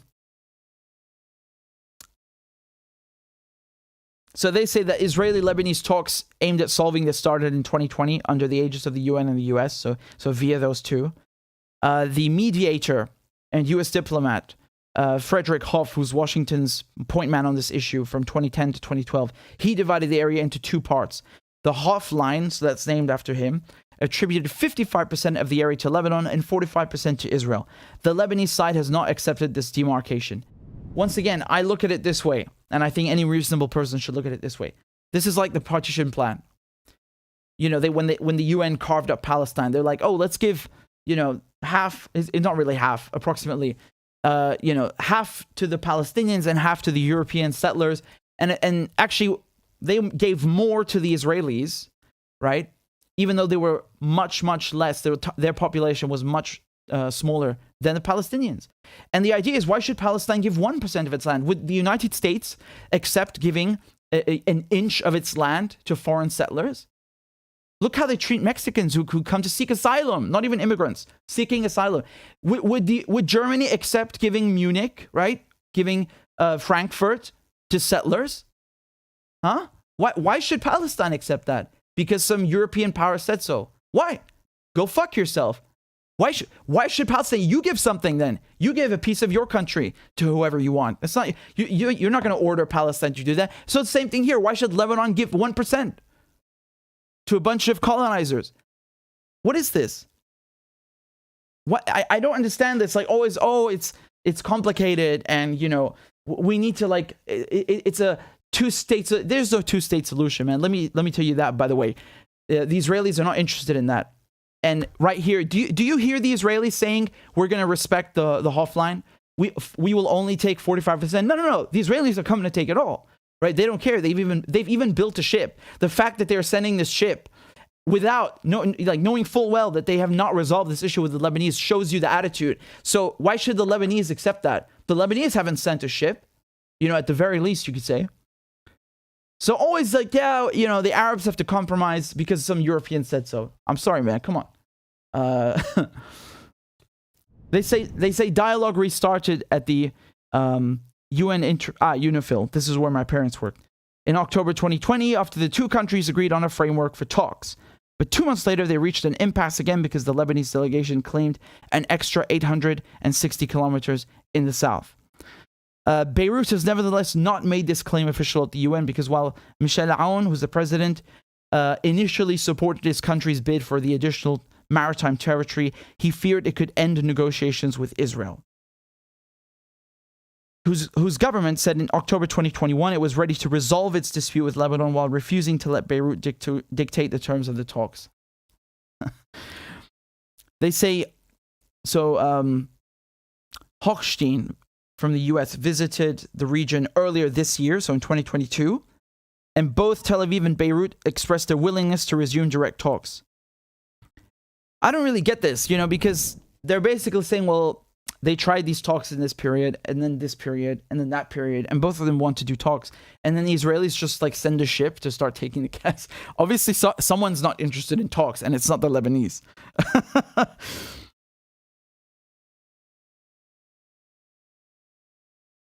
Let me show you something over here. Hezbollah, the head of Hezbollah is Nasrallah, okay? Sayyid Hassan Nasrallah. And he's very popular, actually, in the Arab world. I know they want to tell you something else on TV in the West, but when Nasrallah gives a speech, every household is gathered at the TV. I don't just mean in Lebanon. Because of this ship issue, because of this gas issue, Hezbollah's leader, Nasrallah, gave a speech, right? And he talked about this issue. Let me show you what he said, because I watched it live, and I just want to see if there's a translated version maybe already. Somebody could have perhaps translated it. Give me a moment. It doesn't look like it. I can of course interpret for you, but it's nicer and easier to have a, well, not easier, it just looks nicer to have a subtitles. So just give me a moment, please. Trying to see if there's anything here. Maybe this one?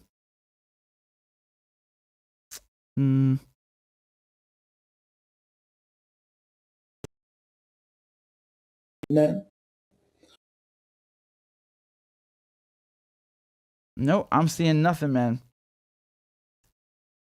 Okay, this is the only one I have. Let's try and work with this.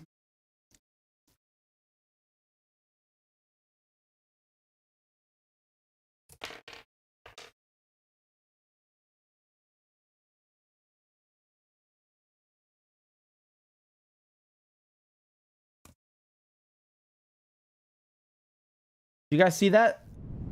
There you go. So this guy, Ben Ghalib, tweeted that Nasrallah said the Greek company must withdraw its ship from the Lebanese Karish field. So again, this is the disputed, the area where Israel is coming to take the gas. So Nasrallah said the Greek company must withdraw its ship quickly and immediately, and it must bear and its management and owners full responsibility from now on what may befall this ship materially and humanly. Let's play this. ثانيا يجب على الشركة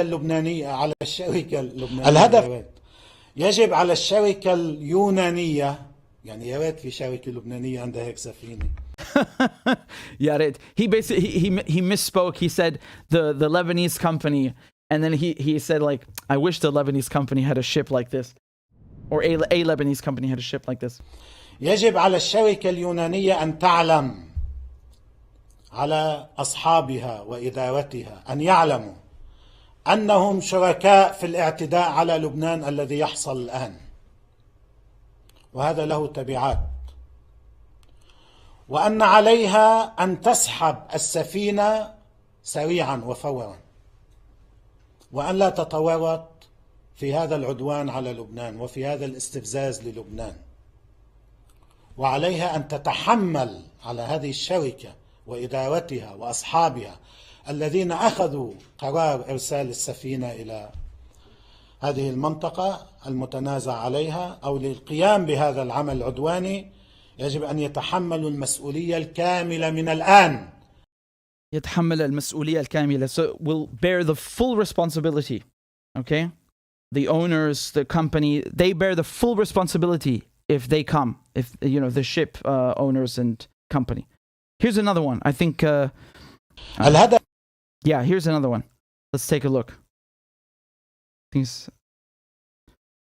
It's not, okay, there we go. الهدف المباشر يجب أن يكون منع العدو من استخراج النفط والغاز من حقل كاريش، ووقف هذا النشاط الذي سيبدأ ويمكن أن يكون قد بدأ. يجب على الشركة اليونانية أن تعلم على أصحابها وإدارتها أن يعلموا أنهم شركاء في الاعتداء على لبنان الذي يحصل الآن، وهذا له تبعات، وأن عليها أن تسحب السفينة سريعا وفورا، وأن لا تتورط في هذا العدوان على لبنان وفي هذا الاستفزاز للبنان. المقاومة اللي هي هيك، والمقاومة المقتدرة أيضا مش ضعيفة، لا تستطيع أن تقف مكتوفة الأيدي.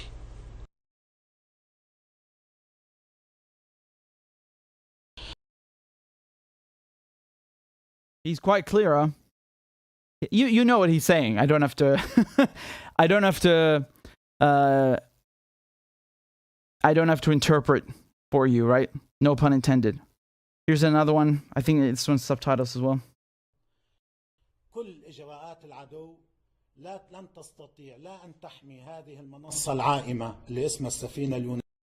Yeah, so this is from English Ahad News. They translated it. Can you guys read that? It's a bit small, but I hope you can read it.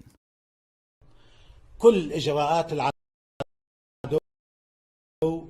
لن تستطيع لا أن تحمي هذه المنصة العائمة اللي اسمها السفينة اليونانية، ولن تستطيع أن تحمي عملية الاستخراج من حقل كاريش. ما عم بحكي لا حكي حماسي ولا معنوي ولا شيء، أنا بعرفهم هول.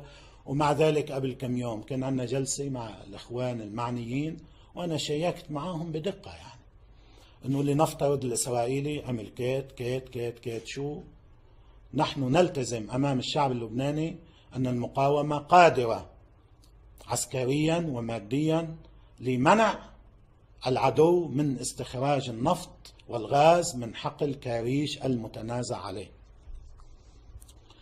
وكل إجراءات العدو لن تحمي هذه السفينة ولا هذه المنصة العائمة ولا هذه العملية. بدأ الإسرائيلي بالتهويل، نضرب ومنعمل ومندمر وما بنخلي حجر على حجر، هذا تعودنا عليه، يعني هذا مش جديد.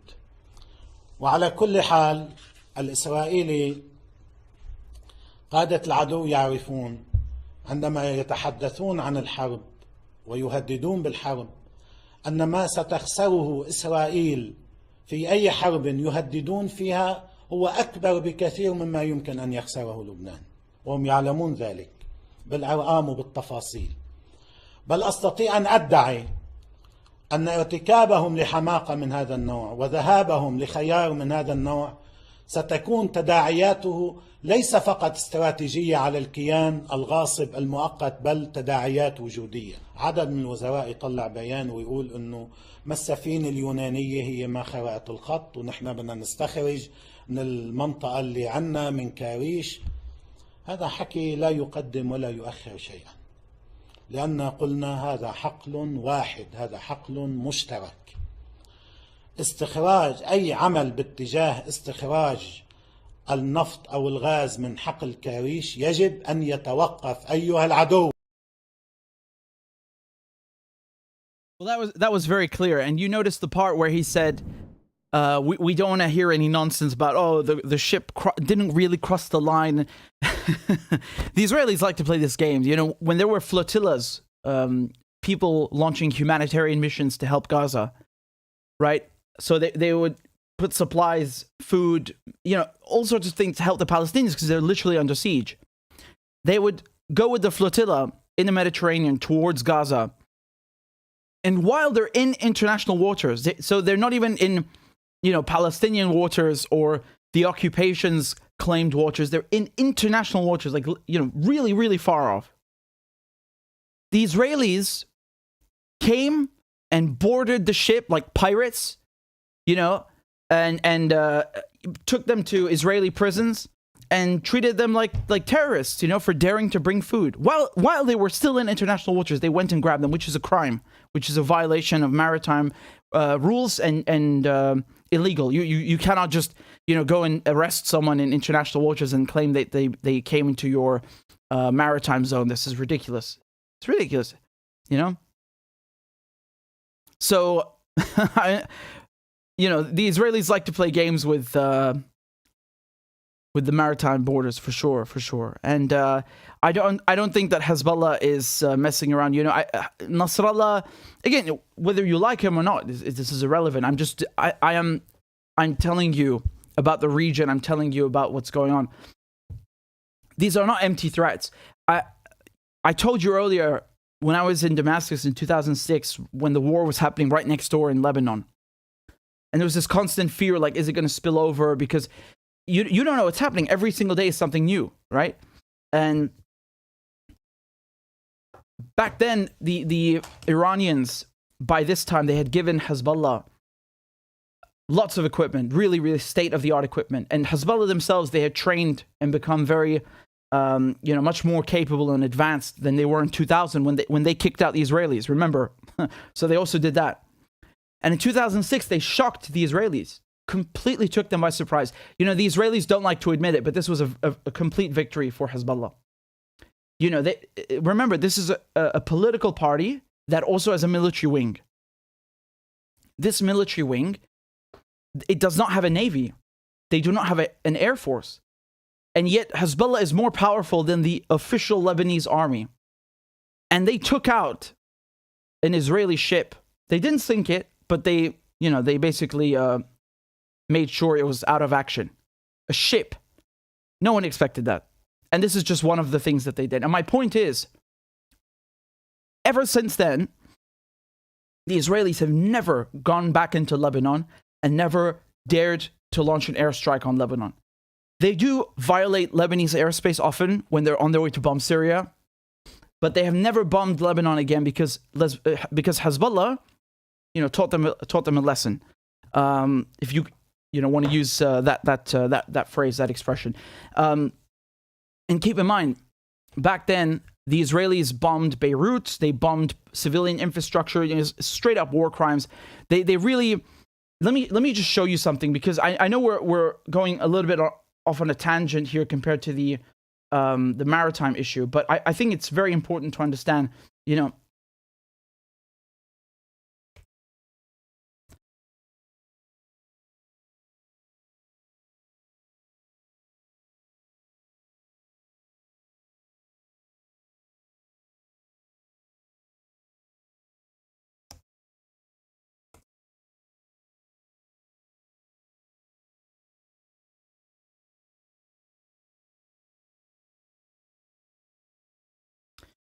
what was I looking for again?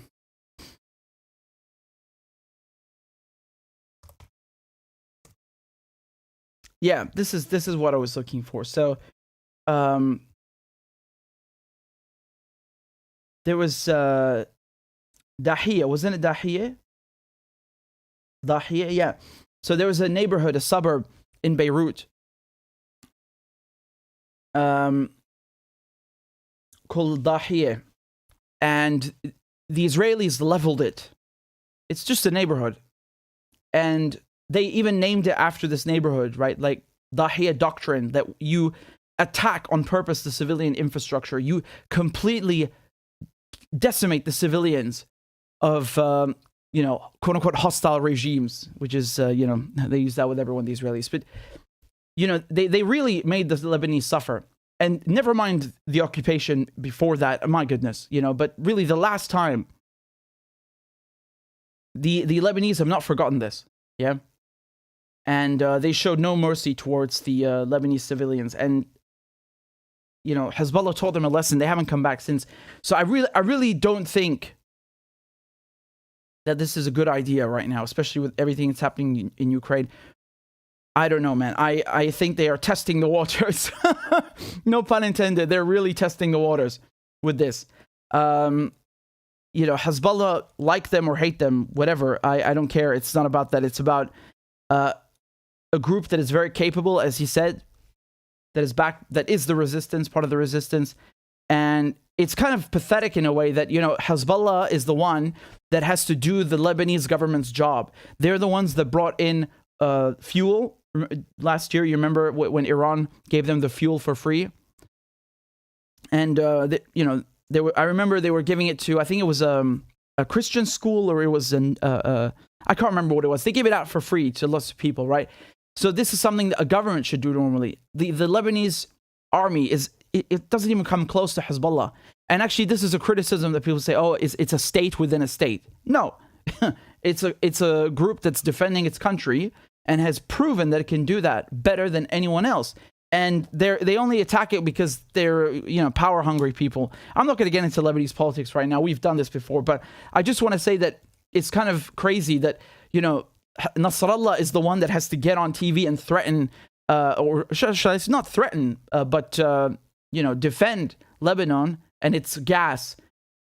And the president, he has nowhere near this kind of power, right?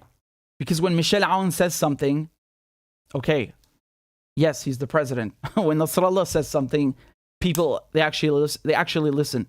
And not just in Lebanon. I'm telling you, man, this guy, when he speaks, everybody tunes in. Everybody. And he has a lot of influence, and Hezbollah is very powerful. And I think that sending this ship now into Karish and trying to take the gas, this is really stupid.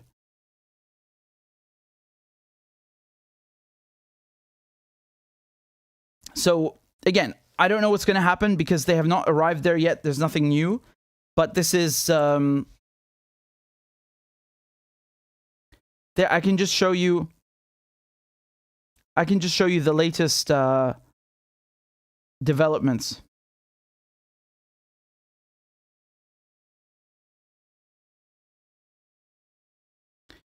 So this is what happened. So in Athens, in Greece, the foreign ministry, they summoned the Lebanese chargé d'affaires to Athens, and apparently the Greek foreign ministry advised the Lebanese chargé d'affaires that the extraction ship in the Middle East is not owned by the Greek government. So they're talking about the big behemoth that I showed you. And the Lebanese Ministry of Foreign Affairs was informed of the presence of Greek sailors on board the ship that Tel Aviv brought to the Karish field. So the Lebanese Foreign Ministry was informed that the ship was owned by a private company and the government had nothing to do with it despite the presence of Greek sailors. So that's what they're saying, right? So that's what they're saying. Because Nasrallah, when he was speaking here, he said the Greek ship. And when we were looking at the article from France 24, they said that it's a company listed in Tel Aviv and London, right? So I guess the Greek Foreign Ministry now are just saying that there are Greek sailors on board this ship, but nothing more. It's not Greek owned. It's privately owned. So that's what they're saying. I mean, this really doesn't change anything. I mean, I don't think Lebanon wants beef with anyone, let alone Greece. But in any case, we'll see. We'll see. Here you go. You have a protest.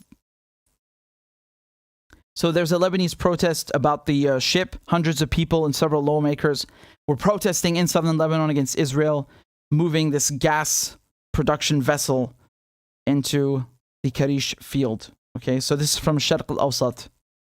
And they wrote that this is days before the U.S. envoy who is mediating maritime border talks between the two neighbors is expected in Lebanon. And after the ship operated by, here we go, London-listed Energean, which is the company here posting on Twitter, right, arrived in the Karish gas field last week. So several hundred people, they're waving, see Lebanese and Palestinian flags. This is the thing that, man, no matter what the issue is, just always the Arabs, they bring a Palestinian flag because that's it. That's how you do it. You have to, of course.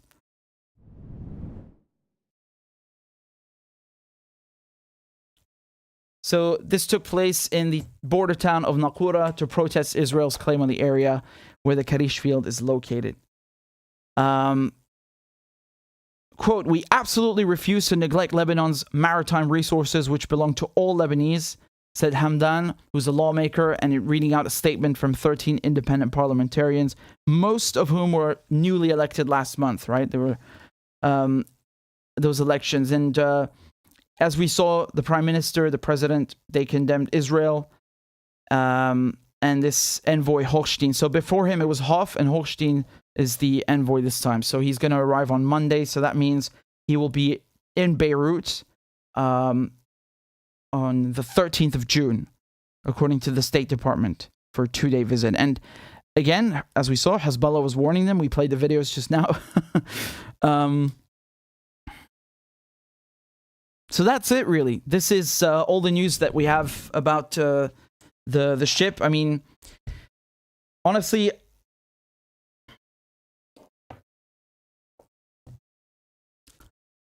we'll see what this envoy does. I don't really expect much from that. I think they're going to have a little, a few days of chatting, and then that's it. And then the talks are going to break down. And the Israelis, they might keep the ship there for a while or move it back or actually go ahead with it. Would they really? What do you guys think? Honestly, what do you guys think? Do you think the Israelis will go ahead and start extracting the gas if the talks break down, or they just because they feel like it? Even though Hezbollah threatened them. What do you think? Honestly, I'm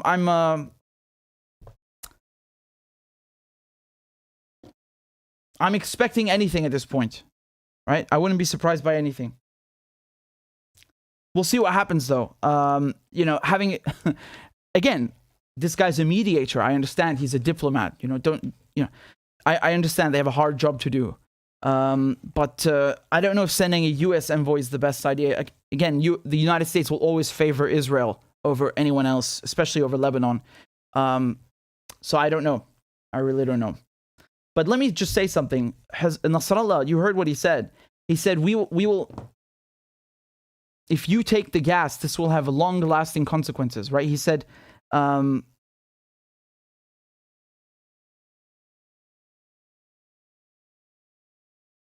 yeah. He said this will have existential consequences. My feeling, I'm just speculating, but my feeling, what he's talking about is something that he mentioned in the past. In the past, Nasrallah talked about Israel's nuclear sites, and he made a joke out of it. You know what he said? He says, we have a nuclear bomb. Lebanon has a nuclear bomb. All we have to do is fire rockets at one of Israel's nuclear facilities. Like, he's basically saying that, they would cause a spill or whatever sort of disaster. And I don't know if they would go that far. I don't think they would go that far over this. But you don't always expect them to kind of give away the plot and what they're going to do. The number one rule in warfare is surprise the enemy. So in any case, I will see what happens, man. I really hope there's no war, because let me be clear, just because Hezbollah is strong, it doesn't mean the Lebanese are not suffering from Israeli attacks in that case, It's a big risk. But the Israelis should know by now that Lebanon, Hezbollah has deterrence, right? That's important to have deterrence. It's important to have deterrence, very important. And we'll see what happens. I just wanted to kind of give you an update on this, because this is something that my mother, again, told me about for years. And it's finally in the news. And I wanted to, kind of just give you the background info, because even though you see this printed in a couple of papers, it's not the front page, right? But in any case, we'll see what happens with this mediator, and I'll keep you updated, as always.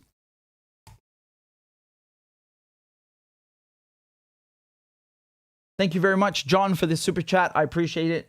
And DJ, thank you again for the super chats. Is anything new happening with BRICS? The latest statement I read, all BRICS foreign ministers were meeting to try to deepen ties between all our countries. I remember the latest BRICS meeting. Wasn't it in Moscow, or was there a... let me check just a second. Is there a new meeting? I didn't see that. Give me one moment, because oh yeah, okay, I see. They are meeting indeed. That's good. Of course, the summit. Of course. We talked about that, remember? A few weeks ago, I told you there was going to be a BRICS summit. So this is going to be hosted by China, I think. And they're saying it's going to take place around June 24th. Okay? So there's nothing yet. But they're also talking about adding new members. So for those of you who don't know, the BRICS, BRICS, it's the 5 emerging economies. So Brazil, Russia, India, China, South Africa. Okay? And they've been talking about adding Argentina to the BRICS. And I don't know if that's going to happen officially at the next summit, but that's definitely something I'll be covering. I appreciate you, reminding me so I can put that in mind, keep that in mind. Just give me, again, you guys, I just need to write down these notes so I make sure I can cover it for you guys. I think it's going to be a virtual meeting, right? They're saying that the one between the trade ministers, that one is virtual. And here's from Reuters. You can see Russia calls for coordinated BRICS action against global economic risks. So this is published on June 6th. I don't know if there's anything in here about a meeting. Yeah, so this was a meeting between the ministerial and central bankers of the BRICS countries. So, they basically have meetings sometimes, not between the leaders themselves, but by ministers pertaining to a particular domain. So, in this case, regarding the banks, and I think today they had the trade ministers meeting, if I'm not mistaken, if I read that right. Well, in any case, I will keep you up to date on the summit, and thank you for that, DJ. let me just refresh the page here.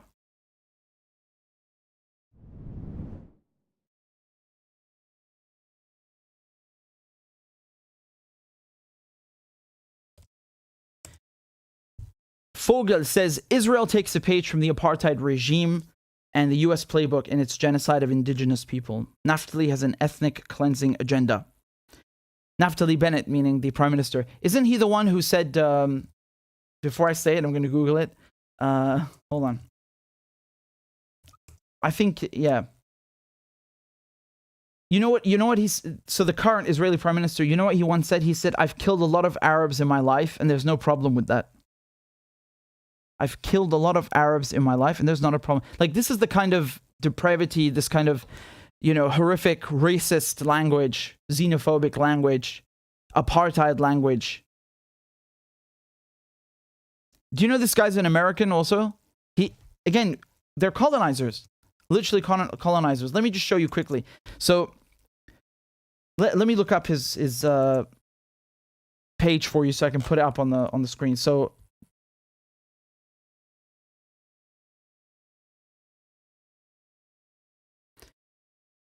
his parents immigrated from the United States, okay? His mother comes from Russia and Poland, and she went to the United States, and yeah, so his parents are both from, you know, Poland, Germany, and Russia. So from Europe, as usual. Like, what did I tell you? I told you every Israeli prime minister themselves or their parents or their grandparents, they came from Europe. That's how it is. That's how it is. They're colonizers. You know, it's unbelievable that people expect Palestinians to kind of like just allow this. If, you know, just let me give you an example, another example. If you are from Syria, if you are, you know, someone with a Syrian passport and you want to go on holiday in England, or you want to go on holiday, you want to go visit Hollywood, you know, Beverly Hills, you want to visit New York, and you try to apply for a visa, they put you through a million hoops. You have to go do an interview at the embassy. You have to do the background check. You have to fill in this form, that form. You have to wait months, and then they can tell you no. Very likely tell you no, right? So they have borders, and they have a process and everything. But the Palestinians, it's we just take your land. Fuck you. What is that, man? What is that? And then these countries, the same ones I'm talking about, the UK, the French, you know, the Dutch, they just colonize. They land with the boats, they plant the flag, they kill the natives, they loot their shit, and then they're like, why are you not developed? Why are you an undeveloped country, huh? Oh, it's because you're lazy, right? You're corrupt. Wow.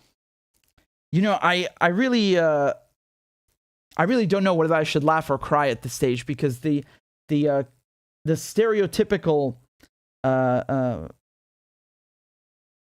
like image that you have of a colonizer is not gone. It's still there right now, and it's shocking because people, you know, they learn, okay, decolonization started in 1945, and then, you know, suddenly all of these African countries, the African colonies, the Asian countries, the Middle East countries, like they became free.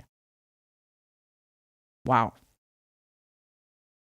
I have news for you, because that's a lie. You know, anyone who teaches you that decolonization began, or rather succeeded, in 1945, I got news for you, man. I got big news for you. And I forget Palestine. I'm not just talking about Palestine. You only need to look at how the French multinational companies, the uranium extraction companies, the French banks, you know, how they control their former colonies. Again, I don't know if I should say that. I shouldn't say that. It's not a former colony. They're not. I mean, come on. When they're using your money, you're a colony. When they're taking your resources and paying you nickels, you know, you're a colony. And then, of course, you know, they talk about liberté, égalité, fraternité. Il y en a pas. C'est tout simplement. Il y en a pas. Bref. I think it's just disgusting that you know, all these countries, they say, oh, respect our borders. You can't come here. Respect our borders. And then they go and violate Palestine and think Palestinians should just not have borders and let Israelis do whatever they want.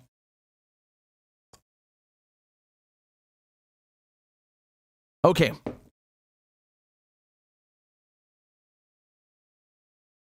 Sorry, my phone died, and I need to check what you guys have sent me, if there's any...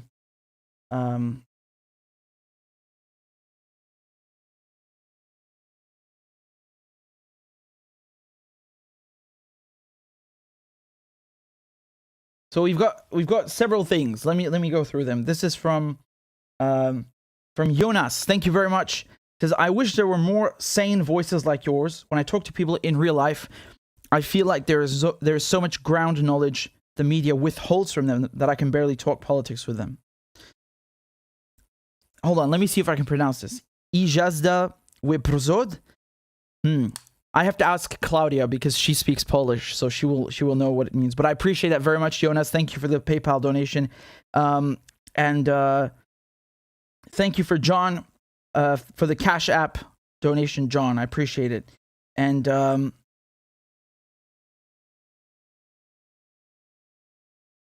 thank you, Dev. And thank you to Vermilion for joining on Patreon. You're very kind. Let me just check the number right now so I can annoy Claudia to make to update the thing. We have 912. 912. Wow, that's great. So we've only got 38 left, right? So we just have 38 people left until we reach the goal. So thank you very much for that. Thank you for supporting the work on Patreon. I'll play you guys a crab dance. Let's go. Clap for that, you stupid bastard. And Corn Pop was a bad dude. And he ran a bunch of bad boys. Listen, fuckhead, you have fucking crossed the line. Claiming I'm the enemy. You got that, you goddamn son of a bitch? I don't give a fuck what you think, bitch. Good morning. Sunday morning. Cut that bitch out. Thank you for Iron Dome, which is a technical marvel. والله انتوا كلاب بصراحة يعني. ماشي نشتغل عادي. We lied, we cheated, we stole. China. And you ain't black. There's always the macro, and then there's the micro.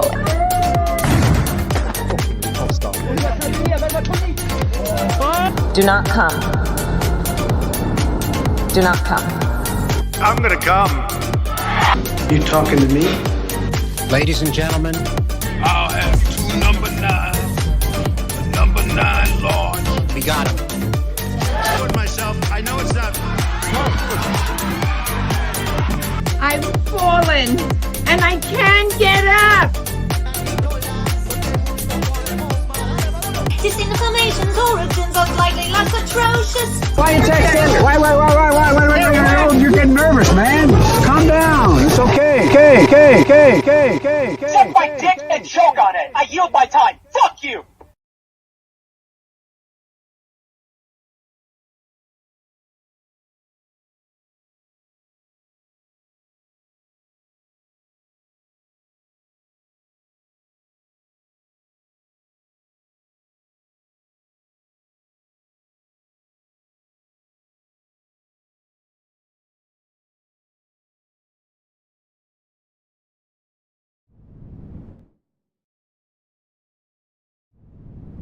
Thank you very much. You're very kind.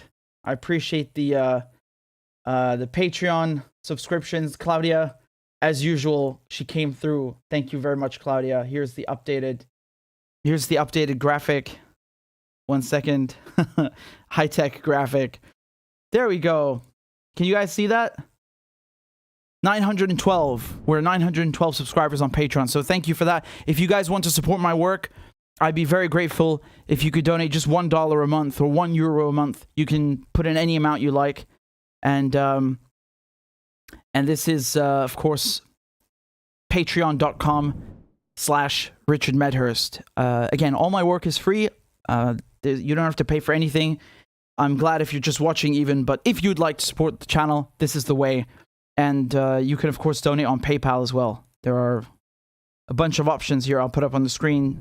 You can just scan the QR code with your phone. You just open the camera, scan it, and then it will open the PayPal app or whatever, and make things easier for you. So thank you for that. And of course, I always forget to do this, so I'm going to do this now. The merchandise, right? We have the lovely T-shirts that that Mona helped me do. So these are, it's store.richardmedhurst.com. Okay. Oh, the site's been updated. That looks much better. There's the t-shirt. That's the most, everybody's buying these, right? The Uncle Joe's Rainbow Coalition Death Call. Because it's basically making fun of, you know, Joe Biden's fake diversity. Like, he claims his administration is diverse. It's not. It's really just, you know, woke imperialism. They're still sanctioning the same countries. They're still bombing the same countries. So, yeah, I came up with the idea. I coined the phrase, and Mona was kind enough to help me make the t-shirt. So I actually don't have the t-shirt. I have the long sleeve tee because you guys went ahead and bought all the hoodies. Thank you so much. I'm like annoyed. No, but seriously, that's great. I think I might get this one. Seriously, I've been putting it off and I'm going to get it now. And Mona actually made most of these things, like the lion as well. Anyway, I hope that you guys buy these, not just because it's about supporting the channel, but because you actually like them and want to wear them. So yeah, I need to get the lion mug. I have the t-shirt and Mona sent it to me as a gift, and then we actually put it on the website. So it was very kind. And yeah, anyway, so this is another way of supporting the channel if you'd like to. It's store.richardmedhurst.com. And the other thing that I would kindly ask you, and please, this is the most important thing that you can do.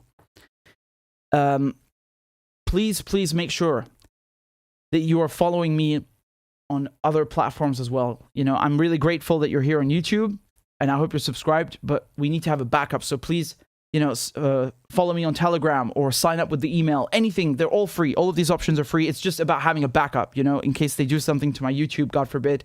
I need to be able to reach you. So please pick whatever you want. The Substack, which is the email newsletter, the Telegram channel. I'm also on other video sites, Rockfin, Rumble, Odyssey. So just join there, and the advantage if you go on Telegram or email is that you will get an email when I go live. Because most people, they have the YouTube notification, but they don't get notified when YouTube, you know, when I go live on YouTube. YouTube just doesn't tell them. The best way to know every single time when I go live is Telegram or the email. I think, you know, it's killing two birds with one stone. So this is the Telegram. It's T like Tango, t.me/Medhurst. And I know Claudia, bless her, she will put the link in the chat right now. And we're close to 10,000 followers. That's not bad. Let's get there, guys. Come on, we can do this. There's already 1,000 of you watching right now. So if every one of you joined, we'd hit 10,000. So yeah, t.me/Medhurst, and the Substack, which is also, it's the same thing as the email newsletter. You just type richardmedhurst.substack.com, and then you put in your email and hit subscribe. So yeah, you'll get a notification for sure, because YouTube is playing games with you. Please tell me seriously in the chat right now. Has it happened to you before that I go live and YouTube did not notify you, or I posted a video? Because many people have told me that. So it's not just about contingency or having a backup. It's also about like making sure you actually see the live stream. Astro says, I just joined. Thank you very much, Astro. So a lot of you are telling me yes. Yes, Carrie Girl says yes. Cortez says yes, that, you know, I go live and YouTube doesn't tell them. So a lot of you are confirming that. Karen says, I did get a notification tonight. Okay, that's good. Gunya says the notification is late sometimes. G. Franca says, many people don't check the notifications. Ugly Existence says that they often do not get a notification from YouTube when I go live. And Ferdinand says, I depend on Telegram. See, so many people have told me that I only saw the live stream because you posted it on Telegram. Cortez says that's why I joined the Telegram. Jiwa says, I joined the Telegram. Yes, awesome.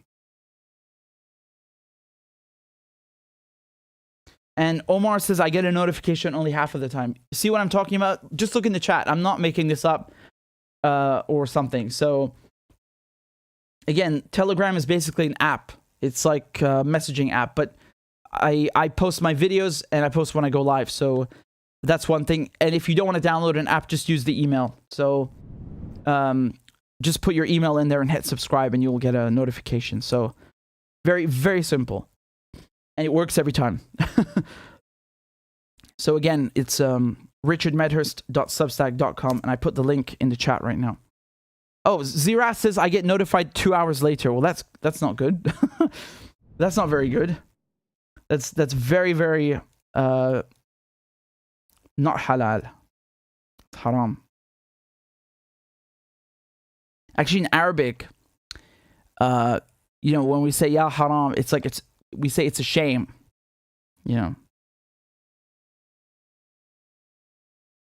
It means it's a shame.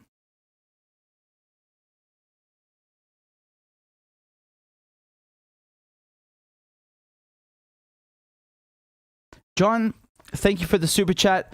Kapapa Mum, I can't say your name, I apologize. Says, will the Lima group fall apart without Juan Guaidó, or will they look trying regime change at all cost?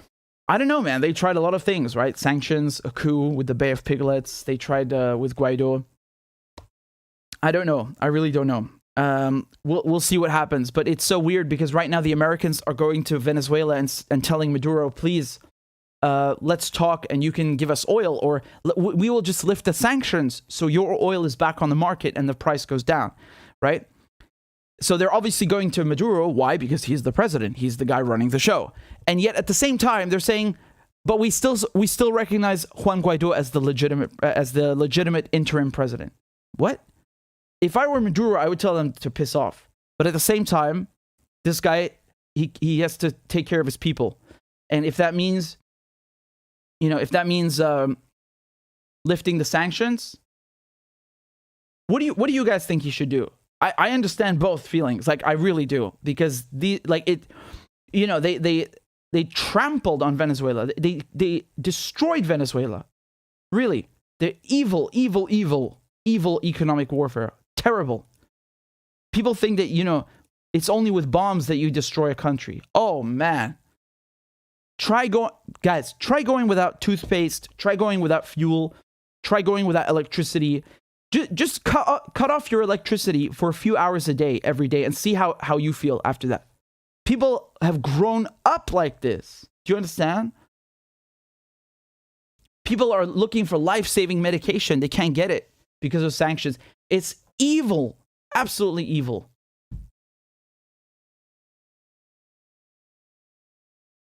Claire says he should get sanctions relief and price gouge the Yanks. Yep. But then that would defeat the purpose of lifting the sanctions because, the whole point is getting the oil to go down, right? The oil price to go down. So I don't know.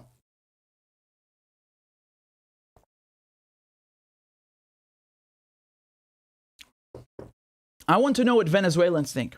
Do we have any Venezuelans right now in the chat? Please tell me what you think Maduro should do.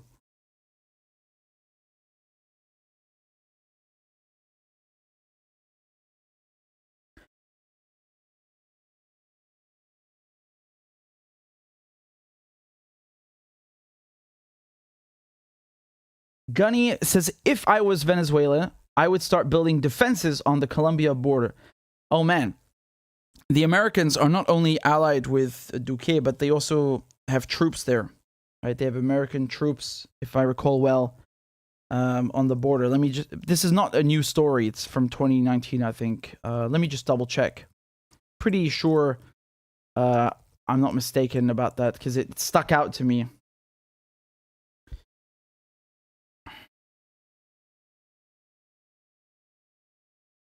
2020, 2019. Hold on.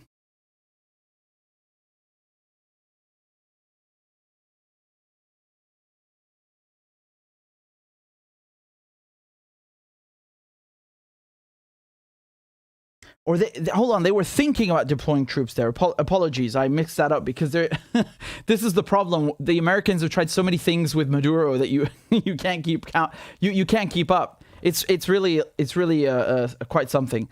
And Isaac says Colombia has 9 U.S. bases. Well, wouldn't surprise me.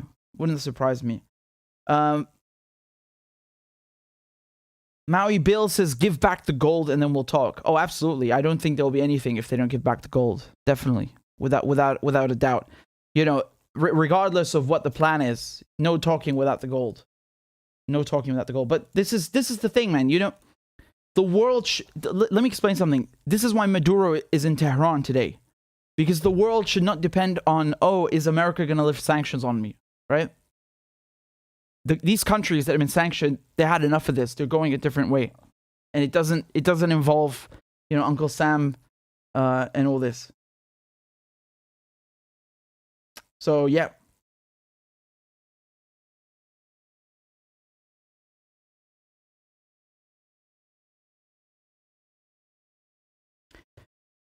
Just one moment.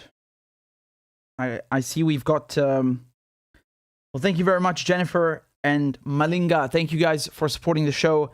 And I will play you guys a crab dance. Thank you very much. You're very, very kind.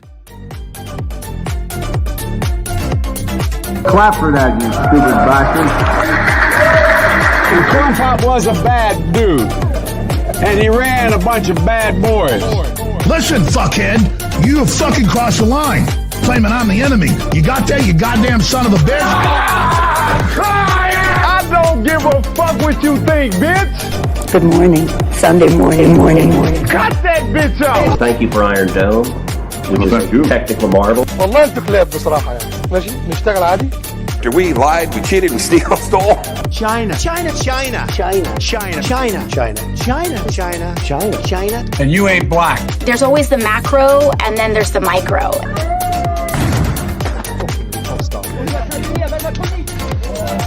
Do not come. Do not come.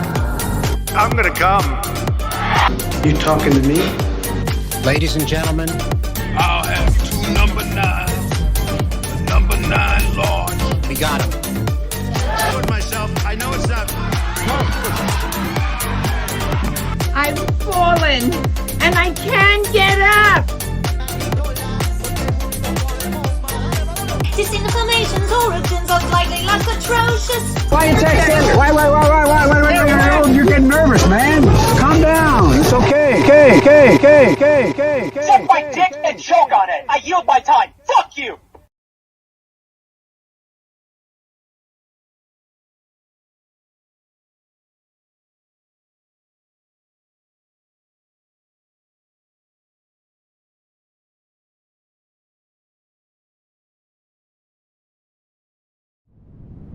Thank you for the super chat, Pepsi P1. Says my previous super chats didn't send. Plug the Palestinian kufia manufacturer. Okay, I will. So it's hold on, you'll see it on the screen. Give me a moment.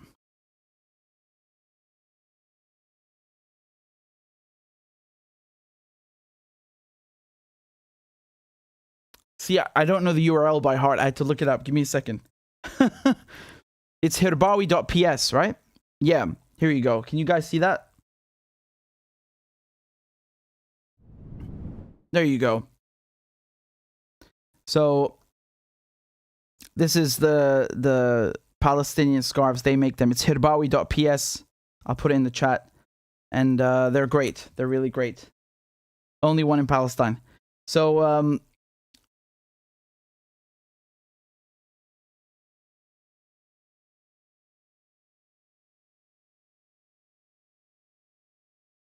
and what do you think of Paul Mason? Well, that's the rest of the P1's super chat. Well, I think you already know. I don't need to answer that question. I saw he follows me on Twitter. I think I know why. And I think, honestly, that I don't know when did you tune in for the stream? Were you watching from the beginning? If you're watching from the beginning, you would have seen the smear from the Canadian University against me and you know others who are not blindly regurgitating NATO propaganda. So yeah, I know. You know, it's really funny. A lot of people in the West, they talk about Russia doing this and state media that, and you know, dissidents. It's actually all projection most of the time. They're either not just doing the same thing. They're doing it worse to a certain extent. And I'm talking generally here, the US, the UK, and so on, right? So all the things they accuse other countries of, human rights, you know, cracking down dissidents, they do it too. Oh yeah. And I think we saw an expose of that today. So Liberty Goose says, you showed me a Middle East and Israel I will never see in our media. Thank you. You're the reason I no longer blindly defend Israel's actions. Respect and love for you, Richard, from a Christian in America. That's good. I'm happy to hear that. And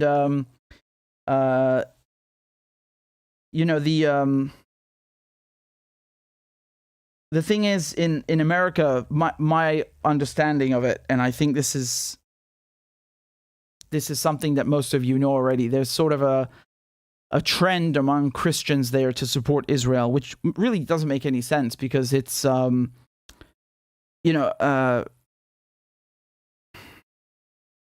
of all, the things Israel does are not Christian at all.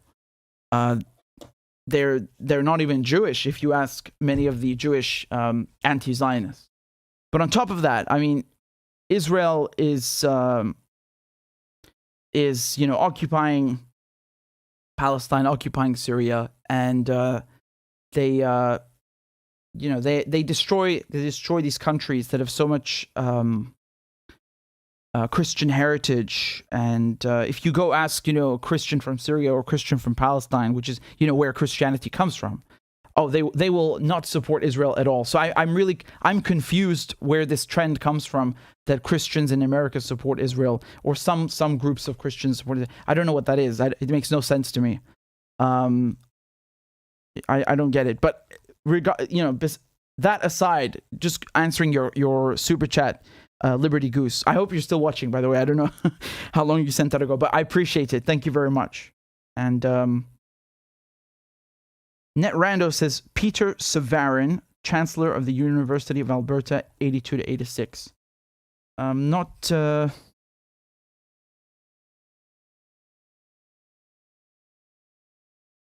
familiar. I will have to look this up.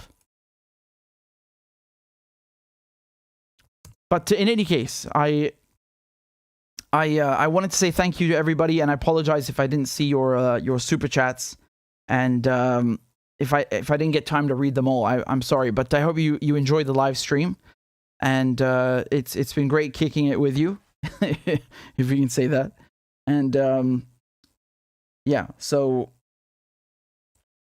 thank you again for all your donations and your kind comments, and for subscribing. I'm very grateful, and yeah, I hope you learned something new. So I think we'll leave it there, and I'll just say once again, if you'd like to support the show, you can donate on PayPal. If you do it quickly before I finish, hopefully I can read your comment or your question. But besides PayPal, we also have Patreon, so thank you for that. We've got 914 now, I think. So Claudia has to update this, please. Anyway, we're 914. We're on our way. Almost at 950, so thank you guys very much. If you want to support the show monthly, just donate on Patreon for whatever amount you like. Everything is fine. Everything's cool. Thank you. Shmol says, "Are you leaving already? I just got here." Well, I've been here for a while, man. I've been here for quite a while. I know you guys want a 10-hour stream, but I think 4.5 hours is enough. Can't always Zukski, that's a nice name. I butchered it. Thank you for the super sticker. Talentless Hipster says, "You are a troublemaker, Richard." I can't help it, man. So thank you very much, Anna. Thank you, all of you. You're too many kind comments to read. Thank you, Carrie Girl and Big Teal. Big Teal says, "Let Richard rest." Ooze says, "You'll have a million plus subscribers in no time. God willing. And Cortez says, "Richie needs to rest. We need his voice." Yeah, I mean, it's funny because today I actually wanted to rest. I was like, you know what? I'm not going to do anything. I need to recuperate. And then it's too much bullshit going on. They're destroying the airport in Damascus. This nonsense with Russian this, Russian that. I was like, I have to go on, and before you know it, where's the time? But it's okay. It's okay. Shmuel says, "Habibi, bro, go rest and stay safe. Allah ma'ak." Thank you, Allah ma'ak. And I hope I see you guys soon. Take care. Ma'asalame. Bye-bye.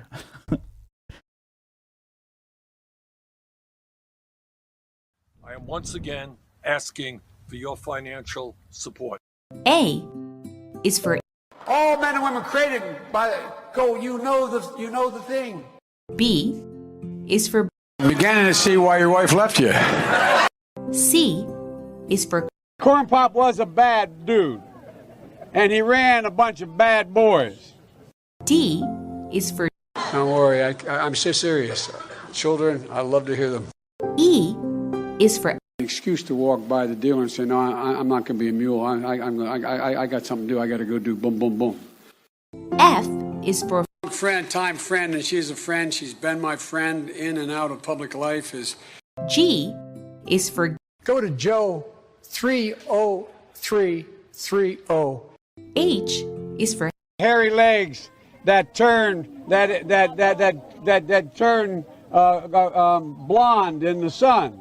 And the kids used to come up and reach in the pool and rub my leg down. I is for I'm a Democratic candidate for the United States Senate. J is for Just look at the record. I have President Biden, Vice President Biden. Well, I tell you what, if you look at my record and you still doubt about my commitment, then you should vote for somebody else. K is for Kids jumping on my lap. And I've loved kids jumping on my lap. L is for The lion, dog, face, pony soldier. M is for Make sure the television, make sure you have the record player on at night. The phone, make sure the kids hear words. N is for NATO. O is for The only African American woman that's ever been elected to the United States Senate. P is for Poor kids are just as bright and just as talented as white kids. R is for Rest her soul, and although she's your mom's still alive. S is for Send a text to the word united. T is for Truth over facts. U is for Union workers, the UAW took incredible cuts in their future. V is for I'll vote for somebody else. All right, thanks so much. W is for Wait, you're getting nervous, man. Calm down. It's okay. X is for Xi Jinping. Y is for And you ain't black. I am once again asking for your financial support. A is for